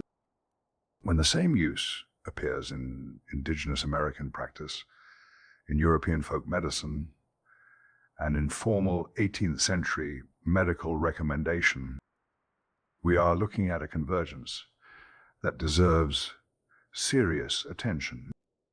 Modern clinical investigation has begun to provide some of that attention, and we will come to that in due course. John Wesley. The Methodist theologian published his Primitive Physic in 1747, a practical medical guide for ordinary people, reprinted many times. Wesley was not a physician. He was a clergyman who believed that medicine, like Scripture, should be accessible to those who needed it rather than confined to those who could pay for professional access. Elderberry was among the trusted remedies he included. Culpeper's democratic impulse continued by a theologian half a century later. The same argument, this knowledge belongs to the people who need it. And elder, consistently, was part of what was considered safe enough to recommend to readers without medical training. In the American colonies, Culpeper's Complete Herbal was still being reprinted and used well over a century after his death. A 1708 Boston reprint confirms that elderberry's place in the Materia Medica crossed the Atlantic intact, not as a curiosity from the old country, as a working reference, consulted by colonists who had already learned elder's uses from their indigenous neighbors and were now confirming those uses against the European written tradition. The convergence I described in our last section was continuing. Two traditions meeting at the same plant, finding each other's knowledge recognizable. The eclectic physicians of 19th century America are worth a moment of attention. These were practitioners who combined European herbal traditions with Native American plant medicine, a genuinely integrative approach, before that word became fashionable. Finley Ellingwood and Harvey Wickiesfelter both documented extensive elder use. Fevers, dropsy, the full range of conditions the European tradition had addressed, now confirmed against what indigenous practice had independently developed. The eclectics were eventually displaced by the rising dominance of pharmaceutical medicine in the early 20th century. Their records, however, remain. And what those records show is a plant that two entirely separate medical traditions agreed, in practice, was worth using. The 19th century also gave elder a new context entirely. The Victorian garden party. Elderflower cordial had been drunk since the Tudor period, as I mentioned earlier. But by the Victorian era, it had become something more specific. A quintessential summer staple, a drink associated with refinement, with the English countryside, with a particular kind of afternoon that the Victorian upper and middle classes had decided represented the best of English life. The plant of middens and latrines and disturbed earth, now being served at garden parties. The same flower, a very different occasion. Elder has always been adaptable. The elderflower champagne tradition belongs to the late Victorian era and peaked, apparently, in the 1920s. Flowers fermented with sugar, lemon, and water, a lightly alcoholic drink tied directly to the flowering of a specific wild tree. You cannot make it whenever you choose. You must wait for the elder to bloom, which gives it a quality that most drinks lack. It is seasonal in the most literal sense. The tree decides when the season has arrived. This is, when you think about it, a continuation of the Husart practice we discussed earlier, reading the elder as a calendar. The Nucha, North people used elder bloom to know when other resources were ready. The Victorians used it to know when summer had properly begun. Different conclusions from the same observation. The inspissated elderberry juice of the 19th century pharmacopoeia deserves a brief note. Inspissated means concentrated by evaporation, reduced, thickened, used as what the physicians of the era called an alterative, a blood purifying agent. Applied to rheumatism, applied in some accounts to syphilis. I will not make large claims for elder as a treatment for syphilis. What I will note is that the alterative category, the idea that certain preparations could shift the body's overall condition toward health, represented a serious attempt to account for effects that were observed but not yet fully explainable. The vocabulary was imperfect. The observation behind it was not always wrong. By 1995, the British elderflower industry was producing around 15 million litres of elder-based drinks annually, a 500% increase over the 1991 figure, tracking directly with a foraging revival that had begun in the 1970s. The same plant that followed human settlement for thousands of years was now being followed back. People rediscovering the hedgerow, finding elder there as it has always been, patient, unhurried, waiting to be noticed again. Mrs. Grieve, whose Modern Herbal was published in 1931, recommended an elderflower infusion taken hot before bed for colds and throat trouble. Hot elder before sleep, still being prescribed in the early 20th century. The line from the 18th century formal medical recommendation to Mrs. Grieve's Kitchen Herbal is unbroken. And Mrs. Grieve's Kitchen Herbal was drawing on Culpeper, who was drawing on Parkinson, who was drawing on Dioscorides.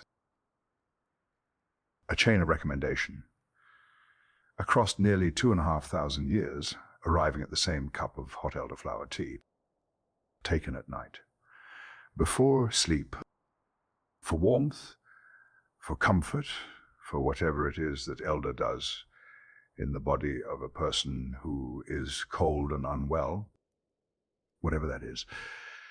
A great many people across a great many centuries found it worth repeating. Let us set medicine aside for a moment. Not permanently. We will return to it.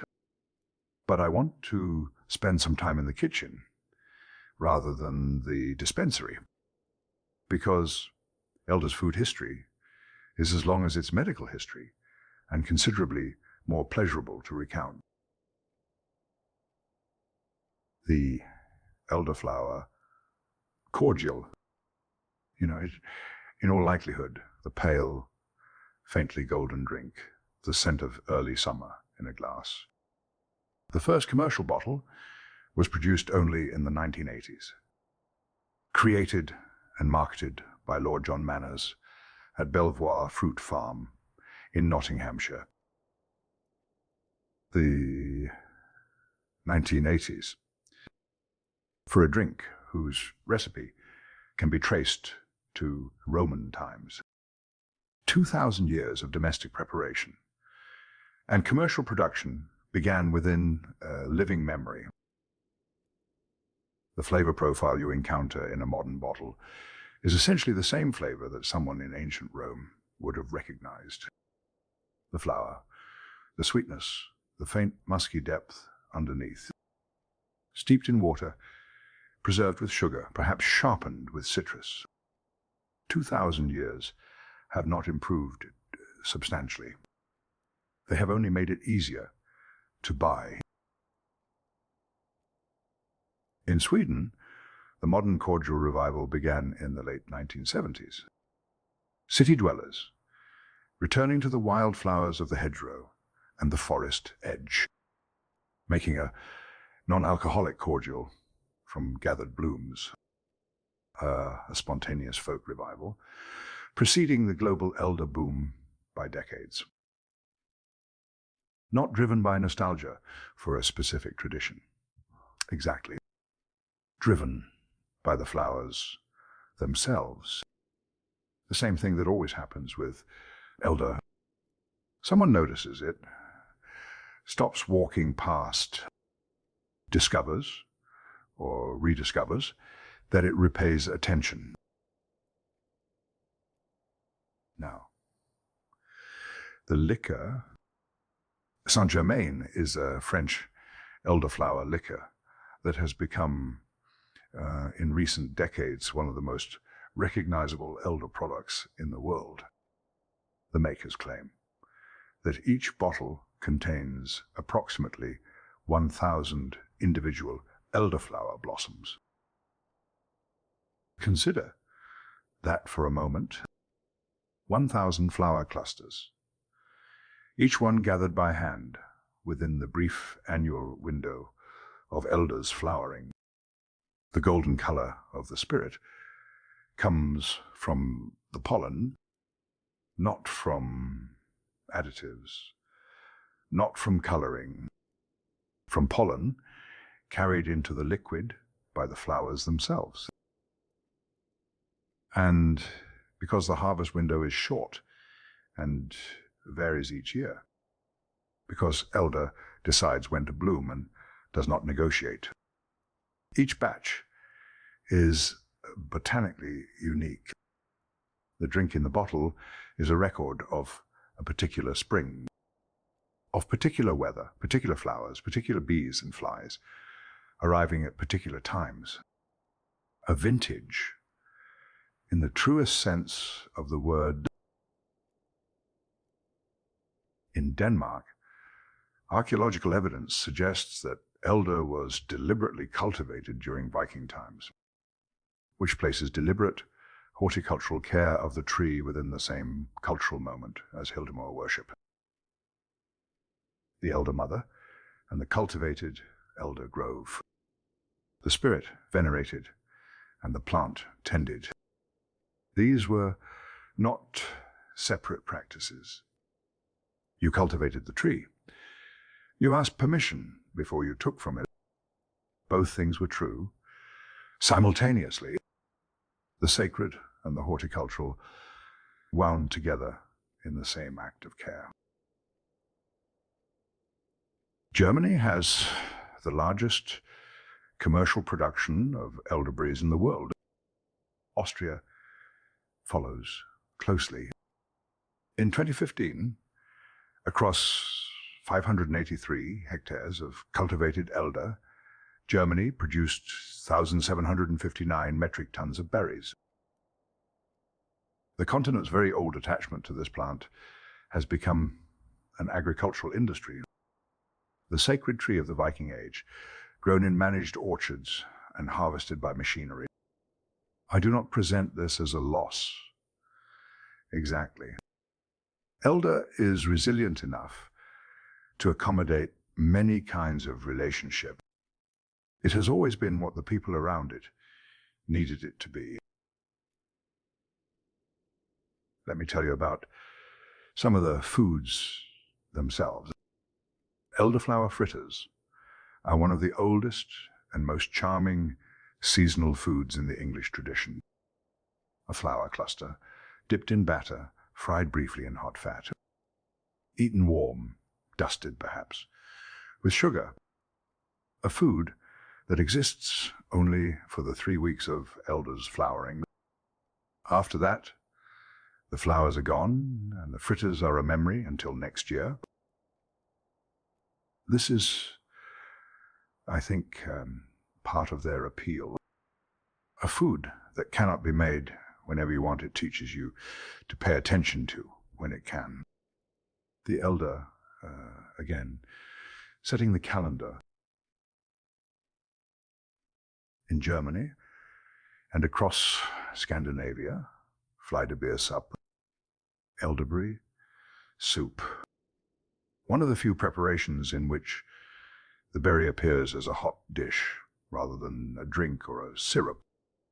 Sweet, warming, served in the cooler months when the berries have been preserved from the autumn harvest. Still made today in households where the tradition has been maintained. There is something appealing about a soup made from a plant that has been taken medicinally for 2,000 years. The boundary between nourishment and medicine, in Elder's case, has never been firmly drawn. You are being warmed and fed, and perhaps assisted in some less visible way. The soup does not distinguish between these functions. In North America, hollowed elderberry twigs were used as spiles. Taps for collecting maple syrup from the tree. The hollow stem. Our hollow stem, the tube that makes the pipe and the bellows and the pop gun, used here as a channel for maple sap to flow through into the collecting vessel. Elder's biology applied to another plant's harvest. A tool made from one tree in the service of another. The hollow pith, once again, finding a use. Elderberries are high in vitamins A, B, and C. This is a fact that the people who ate them through winter did not know in these terms. But they knew something that amounts to the same thing. They knew that communities which had access to preserved elderberries came through the winter months better than those that did not. They knew that the autumn harvest was worth the effort of processing and storing, that the juice, the rob, the dried berry, the wine, these were worth having in the cold months when fresh food was absent. The vitamin content explains the observation. The observation preceded the explanation by many centuries. I will close this section with a film, Arsenic and Old Lace, 1944. Two elderly spinster aunts who offer elderberry wine to lonely old gentlemen, and then poison them with arsenic concealed in the glass. It is a comedy, and yet the choice of elderberry wine as the vehicle is not accidental. The filmmakers, or rather the playwrights, since it began as a stage play, reached for elder because it already carried the right associations. Homely, old-fashioned, something your grandmother might offer you without explanation. Comforting in a slightly unsettling way. The plant that is never quite what you assume it to be. The medicine chest that requires you to know which drawer you are opening. The guardian spirit that blesses or harms depending on how you approach. Elderberry wine in a crystal glass, offered by a kind old lady. Perfect. The writers understood something about elder that most botanical texts do not capture. Its power to be simultaneously entirely familiar and not quite safe. That quality has followed it through every tradition we have visited. The film simply made it funny. We have arrived at the laboratory. I want to approach this section with the same care I have tried to bring to everything else we have discussed tonight. Not credulity, not dismissal, attention. In 2004, a randomized, double-blind, placebo-controlled study was published in Norway. The gold standard of clinical investigation, the design that controls for wishful thinking on both sides. The result, patients who received elderberry syrup during influenza infection recovered an average of 4 days earlier than those who received the placebo. 4 days. In the context of influenza, which is not a trivial illness, 4 days is a substantial difference. It is one of the strongest clinical results ever reported for a herbal antiviral preparation. The hot elderberry wine that 18th century physicians recommended for influenza at night. The elderflower infusion that Mrs. Grieve still recommended in 1931. The diaphotic use documented in the Menominee tradition and in European folk medicine simultaneously. All of them pointing across the centuries at something real. The 2004 study did not prove that everything the tradition claimed was correct. It proved that the central claim that elder helps the body deal with influenza had a measurable basis. In 2019, researchers at the University of Sydney identified the mechanism more precisely. Elder's anti-influenza activity is attributable primarily to its anthocyanidin compounds. These are the pigment molecules responsible for the berry's deep purple-black color, the same color that Celtic tradition associated with the other world, the same color the Plains Indians used as sacred pigment, the same color that Victorian vintners used to adulterate cheaper wines. Now we know that color is not incidental. It is a marker of the compounds that directly stimulate immune cells to release cytokines, chemical messengers that coordinate the body's immune response. The darkness of the berry is, in a sense, the darkness of its activity. Concentrated, purposeful, not decorative. A specific compound, cyanidin 3-sambubioside, has been found to inhibit the influenza virus in a way not seen with any other known inhibitor. It blocks specific segments of the enzyme the virus uses to escape from infected cells by a mechanism that is, as far as researchers can currently determine, novel.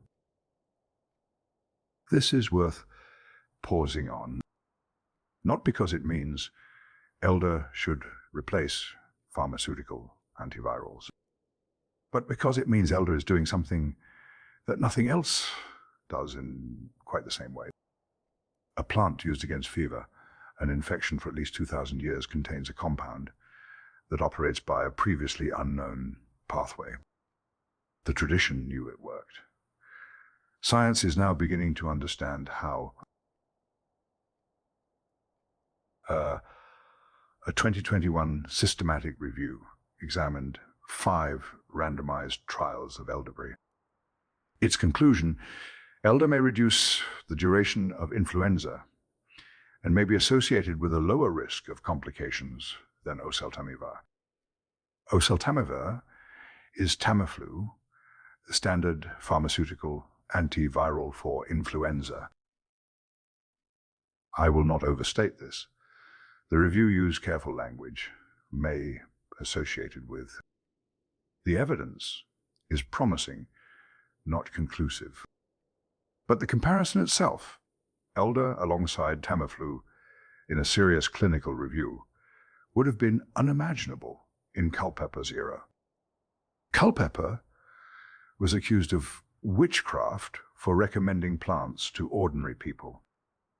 The plants he recommended are now being compared in peer-reviewed literature to pharmaceutical products. The arc of that story is not without a certain satisfaction. The antiviral activity is not confined to influenza.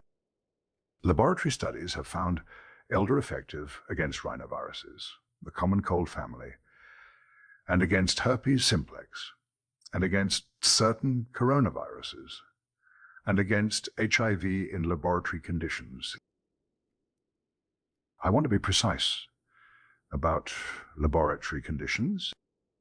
What happens in a laboratory setting does not automatically translate to clinical practice. The body is more complex than a petri dish. Dosing, delivery, and interaction with other systems all matter. But an antiviral breadth of this kind, demonstrated across multiple virus families, is not nothing. It suggests that elder is doing something more fundamental than acting against a single specific target. It also has bacteriostatic properties. Research has found elderberry extract effective against both Streptococcus and Staphylococcus. The wound care uses the infection-fighting preparations of medieval Europe. The green elder ointment that stayed in the pharmacopoeia for centuries, these were not based on nothing. The plant that medieval practitioners applied to wounds was inhibiting bacteria without knowing what bacteria were. The anthocyanins, those dark pigment compounds, have been detected in human blood plasma after oral consumption. A 2002 study confirmed this in elderly women specifically. The active compounds are absorbed into the bloodstream. They reach the body systemically. They are not simply digested and expelled. This is significant for evaluating the internal medicinal uses of the berry. If the compounds reach the blood, they can act on systems throughout the body. The alterative tradition, the idea that elderberry worked on the blood itself, was not entirely without foundation. Now, sleep. We are, after all, spending the night together in the company of this plant. It seems appropriate to consider what it might be doing in the sleeping body. The anthocyanins in elderberry are anti-inflammatory and neuroprotective. Researchers are beginning to explore whether these properties contribute to sleep quality by reducing neuroinflammation. Neuroinflammation, inflammation in the nervous system, is increasingly understood as a factor in disrupted sleep. Quercetin, a flavonoid also present in elderberries, has been separately studied for its potential to reduce inflammation and promote relaxation. The theoretical basis across multiple compounds begins to accumulate. The Celtic tradition said that elderberry wine at Samhain promoted visions. The folk tradition said that sleeping under elder risked crossing to fairyland. The modern research says that elderberry compounds may reduce neuroinflammation and support sleep quality. I am not suggesting these are the same claim. I am observing that the plant has always been associated with altered states of consciousness and with the territory between waking and sleep. The association may not be entirely mythological. Elderberry also contains ribosome inactivating proteins and lectins. These are highly bioactive proteins whose precise role in the plant remains a matter of active research. They may protect the plant against insect predation. They may protect against viral infection of the plant itself. Their presence means something important. Elderberry is pharmacologically far more complex than a simple antioxidant berry. It is not blueberry with better mythology. It is a plant whose chemical architecture we are still mapping, and that architecture is more intricate than anyone who glanced at the hedgerow shrub and walked past would have supposed. Modern research has documented antidiabetic activity in elderberry, anti-obesity activity, antineoplastic activity. That is, activity against cancer cells in laboratory conditions, antioxidant activity across multiple assay types. A pharmacological profile of this breadth begins to justify what the German herbalists of the medieval period wrote. A complete chest of medicaments. They did not have the biochemical vocabulary. They had the observation, repeated across centuries of use, that this plant addressed conditions across almost every system of the body. The modern research is beginning to provide the mechanism behind the observation. The anthocyanins are now used as approved food colorants in both the European Union and the United States for their safety profile, for their stability as a coloring agent. The Romans used the berry as a hair dye. The Plains Indians used it as a sacred pigment. The Victorian vintners used it to color cheaper wines. And now the food industry uses it as an approved natural colorant. The color in each era finding its application. One last thing before we move on, the jelly ear fungus. Auricularia, auricula, Judae, a strange, translucent, ear-shaped fungus that grows almost exclusively on elder trees. Its common English name is Judas's ear, directly from the elder Judas legend we encountered in the medieval period. The fungus, named for the legend attached to the tree it grows on. It is edible. It is medicinal in its own right, with documented anticoagulant properties. Used in Chinese medicine for centuries, increasingly studied in the West. A fungus that has hitched itself to elders' mythology while also adding its own pharmacological layer.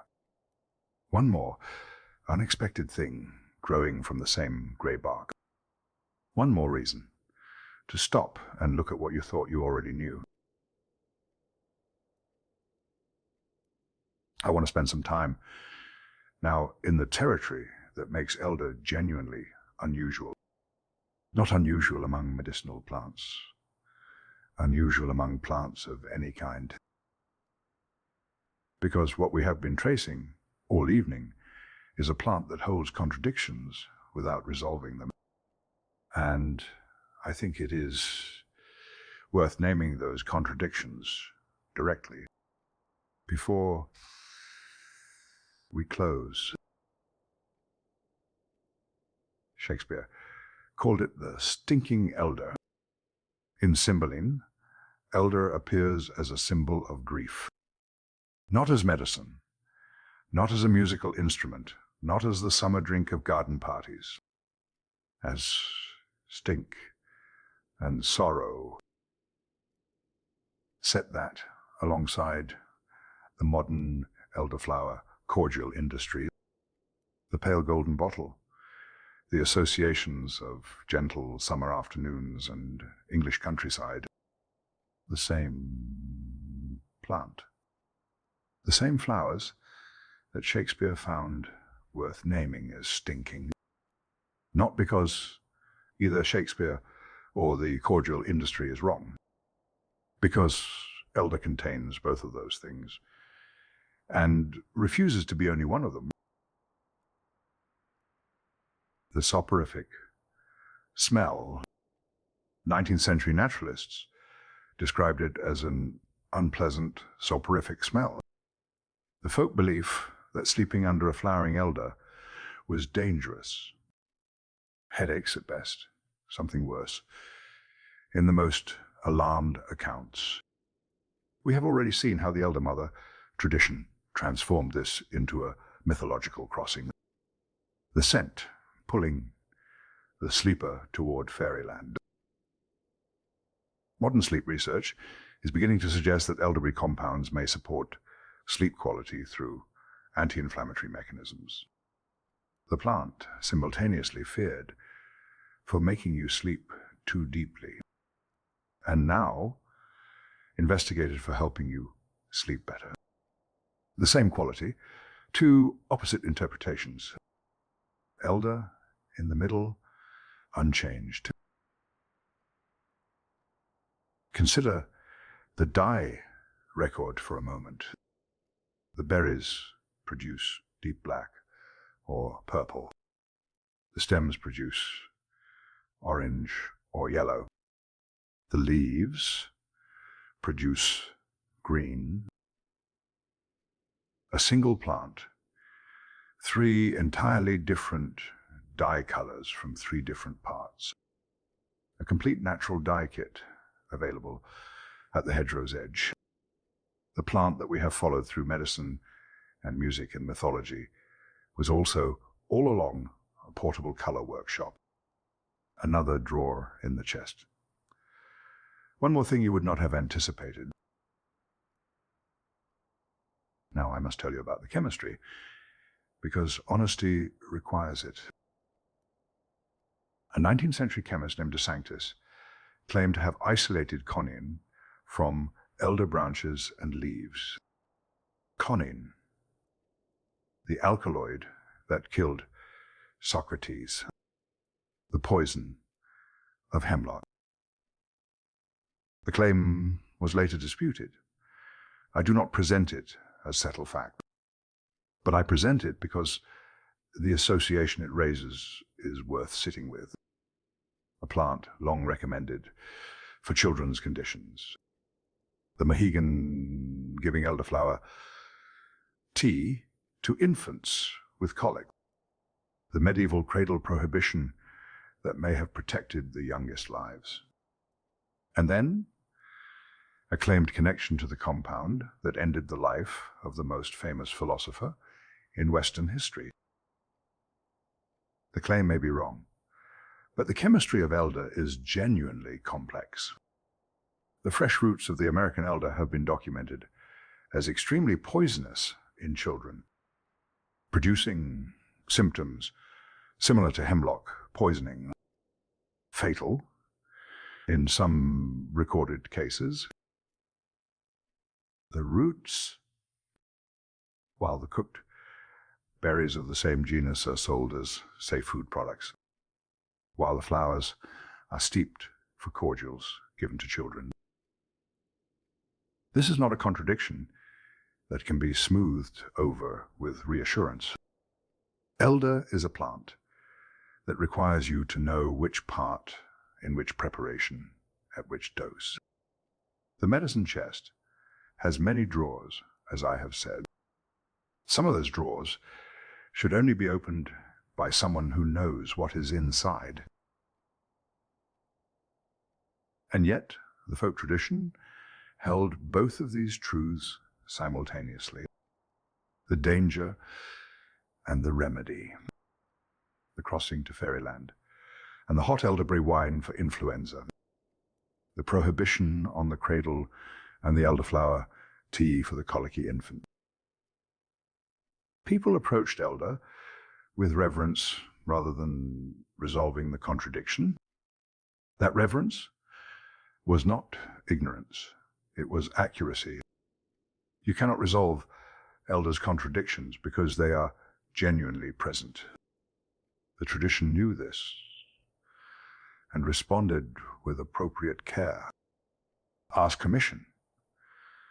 Use the right part. Apply heat. Know what you are doing. The reverence was a form of safety instruction. Elders' ambiguous status in European plant lore is, I would argue, unique. Almost no other common plant embodies so many contradictory identities simultaneously. Protective against witchcraft and associated with witches, sacred and diabolical. The tree of the cross and the tree of Judas. The medicine chest and the potential poison. The summer cordial and the symbol of grief. The plant that must never be cut without permission, and the plant that roots from a discarded branch without any encouragement at all. All of this in the same hedgerow shrub. All of it simultaneously true. J.K. Rowling gave the most powerful wand in her wizarding world to Elder, the Elder Wand, one of the three deathly hallows, a wand of extraordinary power, sought by dark wizards, lethal to those who pursue it carelessly, capable of great good or great harm, depending entirely on the character of the one who holds it. I do not know whether Rowling had read her folklore carefully, or whether she arrived at the choice intuitively. Either way, it is a remarkably accurate choice. Elder as the wood of extraordinary and dangerous power. Elder as the thing that must be approached with the right intentions, or it turns against you. Elder as simultaneously the most valuable and the most perilous of options. The Elder Mother would have recognized the logic. So would the Druid, who asked permission at the tree's edge before cutting. So would every herbalist who has known to cook the berry before consuming it. We have spent a long evening with this plant. We have followed it from Neolithic seed deposits to Norwegian clinical trials, from the ancient Greek instrument to the modern French liquor, from the Elder Mother in the Danish dunes to the jelly ear fungus on the grey bark outside my window. And what I find at the end of all of that following is this: Elder has never been what it first appeared to be. It has always had another drawer to open, another use to reveal, another contradiction to hold without resolving. It has followed human settlement for thousands of years, feeding on what we discard, producing what we need. It has been named for fire and for music, for the oldest tree and the shortest lived, for death's threshold and for summer's beginning. The branch on my shelf is still there, still useful, still lending its pith to the watchmakers down the street, still grey and unremarkable to anyone walking past who has not spent an evening learning to look at it properly. I hope after tonight that you will find it a little harder to walk past without stopping, even for a moment, even just to acknowledge what is there. We have spent most of our evening with Elder in the human world, in the apothecary, in the monastery, in the laboratory and the court and the kitchen. I want to return now to the plant itself, to what it actually is, growing in the world before anyone arrives to make use of it. Elder flowers for approximately 3 weeks each year. 3 weeks.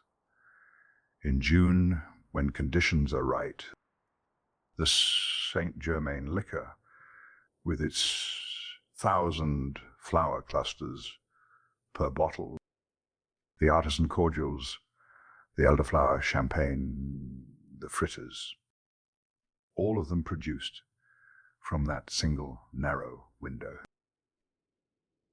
The plant is ecologically abundant. You will find it almost everywhere in Britain and across much of Europe. Urban environments, exposed coastal sites, waste ground, forest edges. It does not require good conditions. It requires only that humans have been present and left their mark. And yet the flower, the thing most people associate with elders' gentler pleasures, is available for less than a month. A plant that exists everywhere, giving its most valued part for 3 weeks only. Abundance and rarity held in the same flowering. The elder, again, refusing to be simple. Each flower is structurally hermaphroditic. Stamens and pistil together, male and female, function in the same tiny bloom. Biologically complete in itself. I noted earlier that elder was associated with Freyja in the Norse tradition, with goddess traditions across multiple cultures, with fertility and wholeness alongside death and the threshold. The flower's hermaphroditic structure may be part of what made that association feel natural. A plant that contains both within itself, neither incomplete nor requiring another. That biological fact, observed over centuries by people who did not have our vocabulary for it, may have contributed to elders' spiritual associations more than we can now fully trace. In autumn, the berries arrive, and the birds come with them. Starlings alone can strip an entire elder of its berries, working systematically from the top of the plant downward, not randomly, top to bottom, a methodical harvest. Elder is so important as a bird food that it affects which other nearby plants get visited. The birds fill themselves on elder first. The surrounding plants may be overlooked. A keystone species in the autumn food web, holding the web in place not by being rare or specialized, but by being abundant and reliably available. Elder and the birds have been in this relationship for much longer than humans have been making cordial from the flowers. The plant does not grow its berries for us. We arrive at the harvest alongside the starlings and take what they leave. The leaves have their own uses, which are not gentle. Crushed elder leaves placed around garden plants repel flies and kill aphids. A natural insecticide, documented by Mrs. Grieve in 1931, noted by gardeners across the early modern period. The leaves that can be warmed and applied to a headache with relief are also toxic enough to kill the small insects that damage crops. Another drawer in the chest, the same leaf. Two entirely different applications. Now I must tell you something about the flowers that most people who drink elderflower cordial do not know.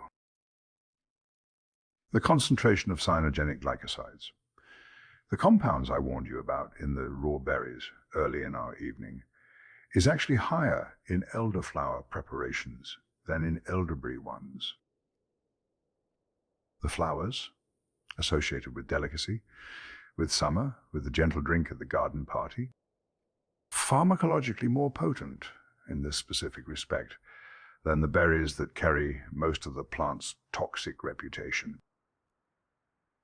The traditional elderflower cordial, steeped in cold water and strained, is considered safe.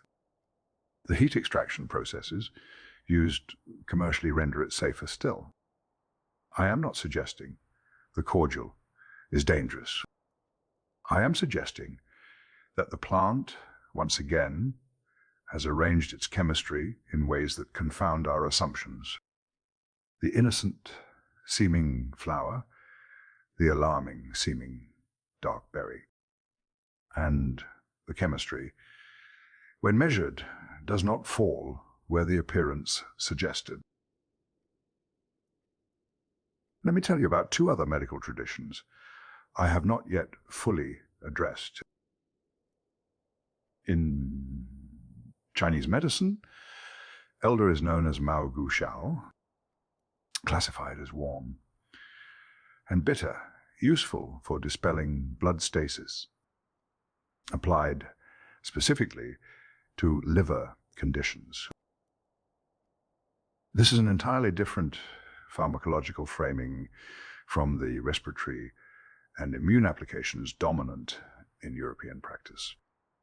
Not fever, not influenza, not the respiratory catarrh that the hot elderberry wine addressed. The liver, the organ of processing and purification. A different system, a different problem. The same plant.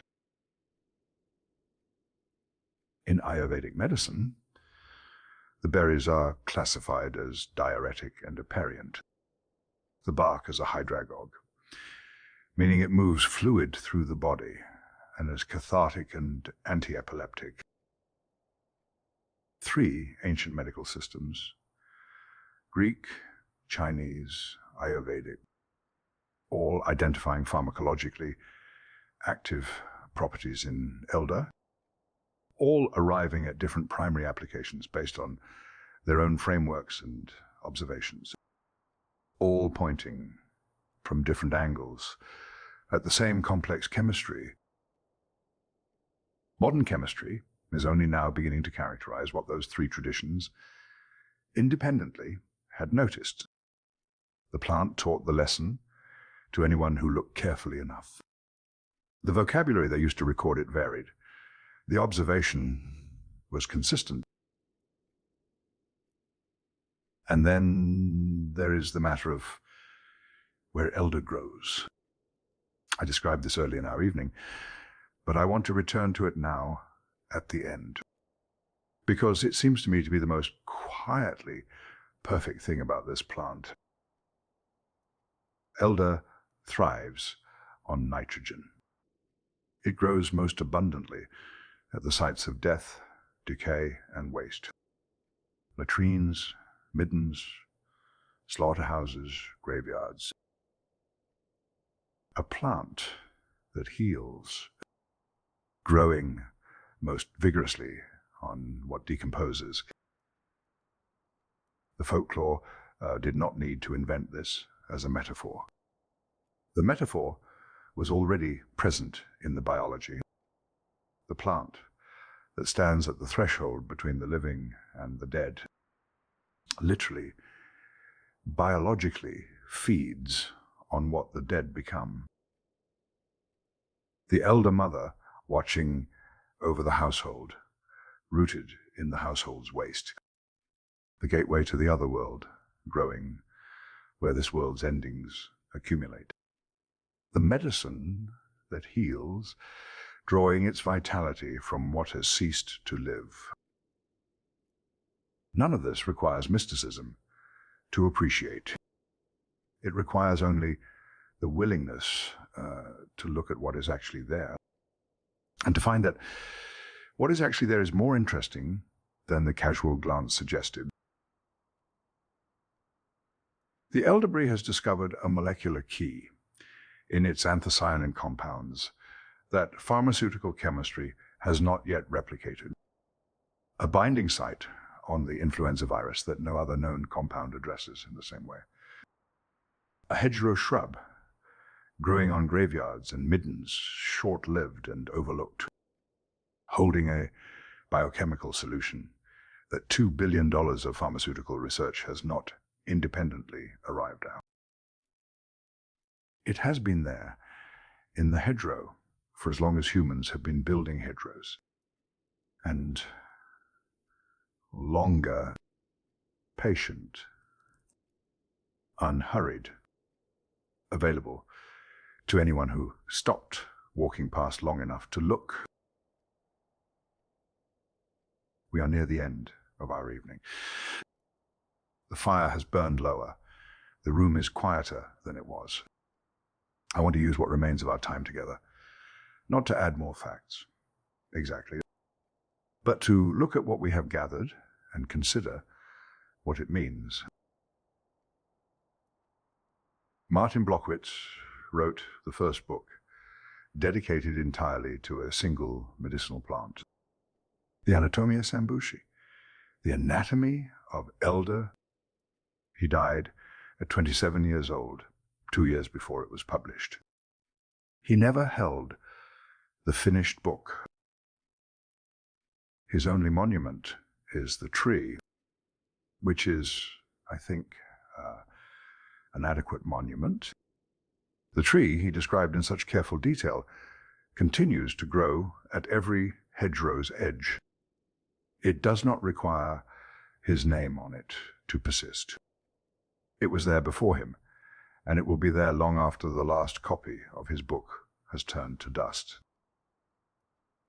But his attention to it, that 27 years of careful observation, is part of what we have been drawing on tonight.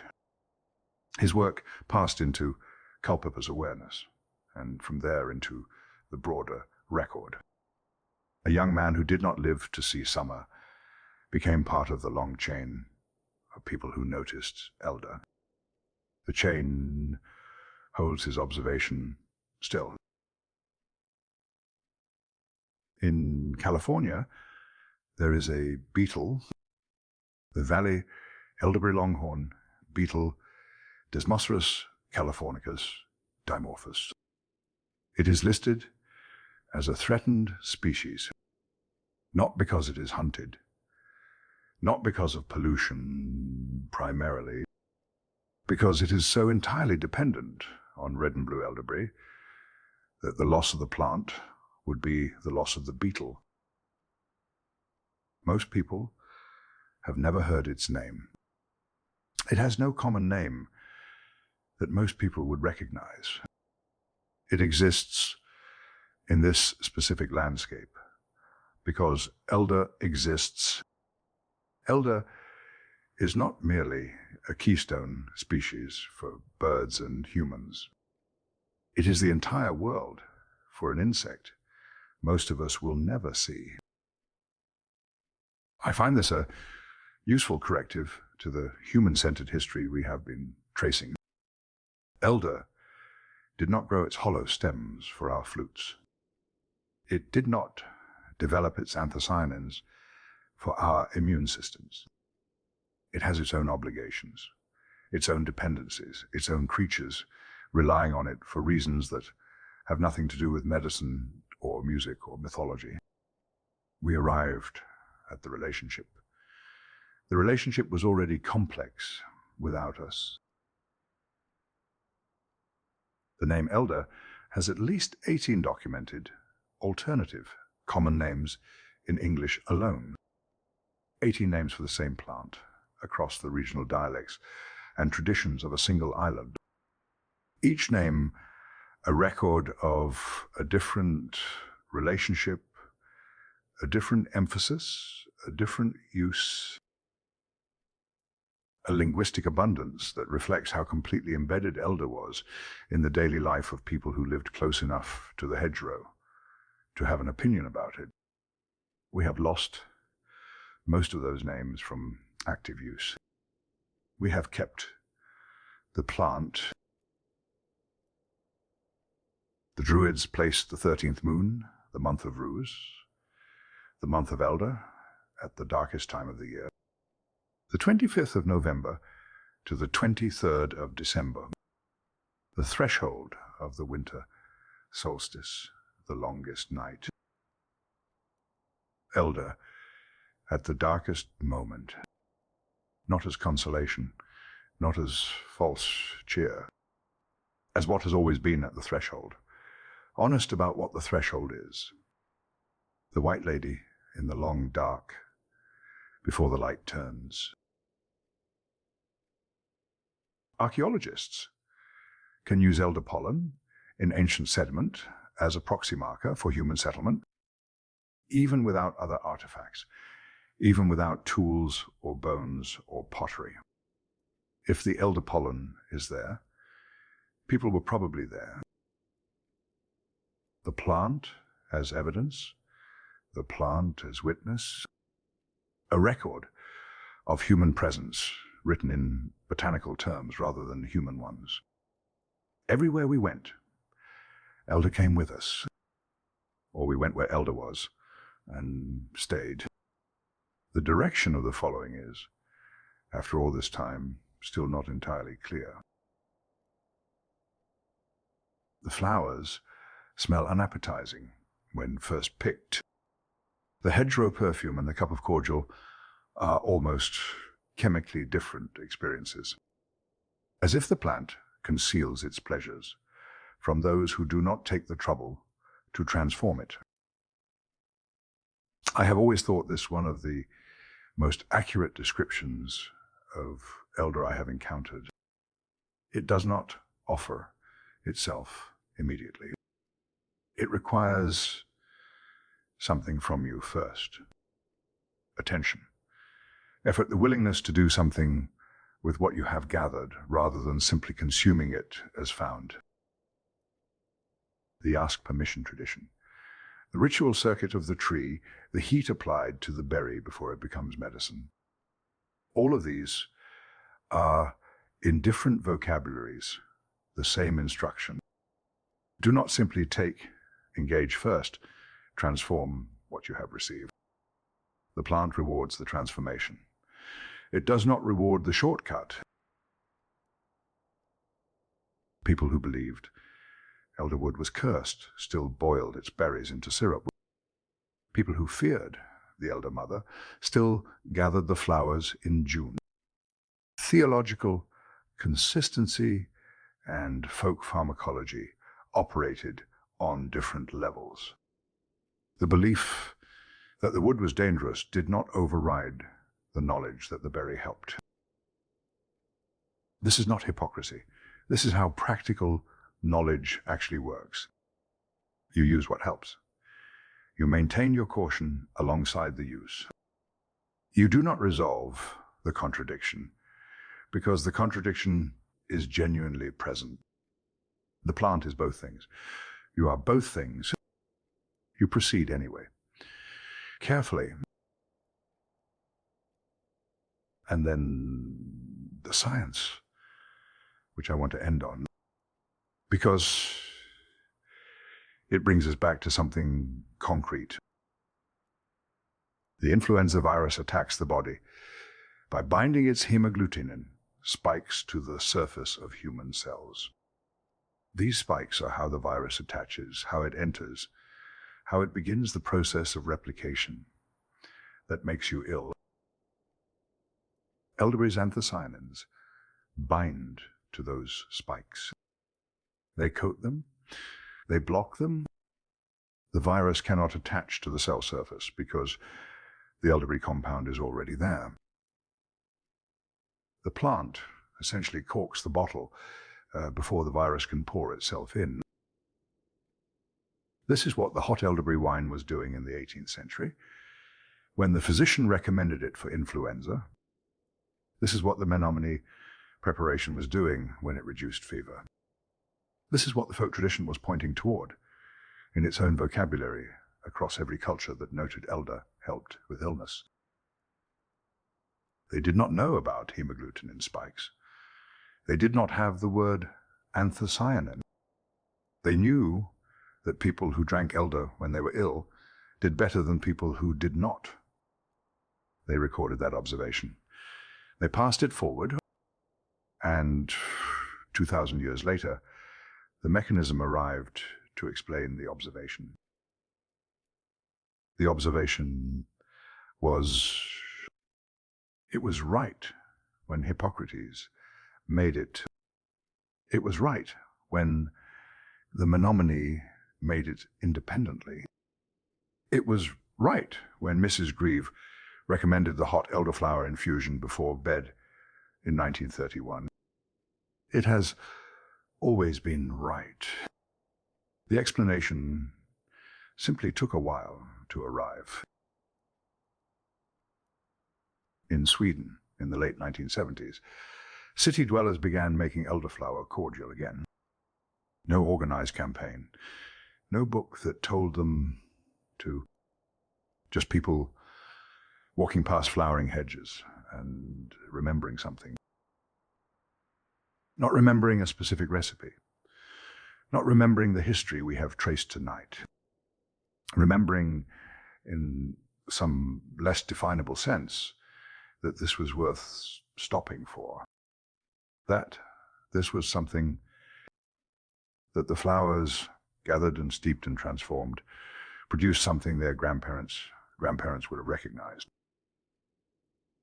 The tradition had been largely forgotten. The plant had not moved. It was still at the hedgerow edge, flowering for 3 weeks in June, waiting for someone to stop walking past.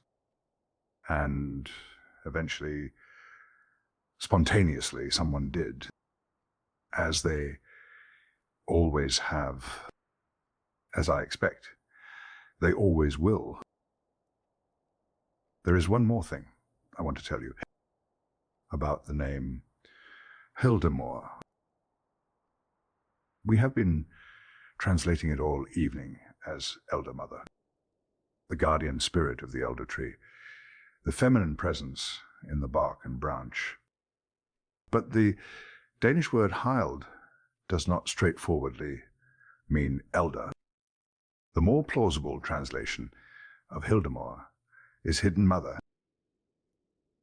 not the mother of the elder tree, an ancient feminine presence that the elder simply happens to house. This changes something. If she is the elder mother, she belongs to this tree specifically. She is the spirit of Sambucus nigra. But if she is the hidden mother, she is something older and larger, something that was present before the tree was named. And elder is simply where she can be found. I do not know which translation is correct. I am not certain. The distinction can be resolved. But I find the second translation more consistent with everything we have traced tonight. Because what we have been describing all evening is not simply a plant. It is a meeting place. A place where something very old and very persistent can be encountered. If you know where to look, if you know how to approach, consider what the names accumulate to. Fire, from the Anglo-Saxon syneld. Music, from the ancient Greek sambaik, the oldest tree. From the Welsh code hynaf. The hidden mother, from the Danish Hildemore. Fire, music, age, and a hidden feminine presence. These are the words that separate human cultures, arriving at this plant from different directions, reached for when they tried to name what they found there. Not one culture's projection, not one era's metaphor. The accumulated weight, of 10,000 years of careful attention. I said at the beginning of our evening that most people walk past elder without stopping.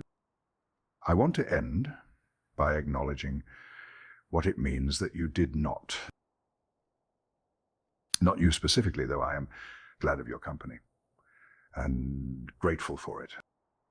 I mean, the very long line of people who did not walk past the Neolithic forager in the French Alps who gathered the seeds, the Greek child who pushed out the pith and made the first pipe, the woman in Lincolnshire who knew to ask permission before cutting, the young man named Blockwitz who spent his short life accounting for everything the plant could do, the Swedish city dwellers who stopped at the flowering hedge in the 1970s and remembered something they had not known they remembered.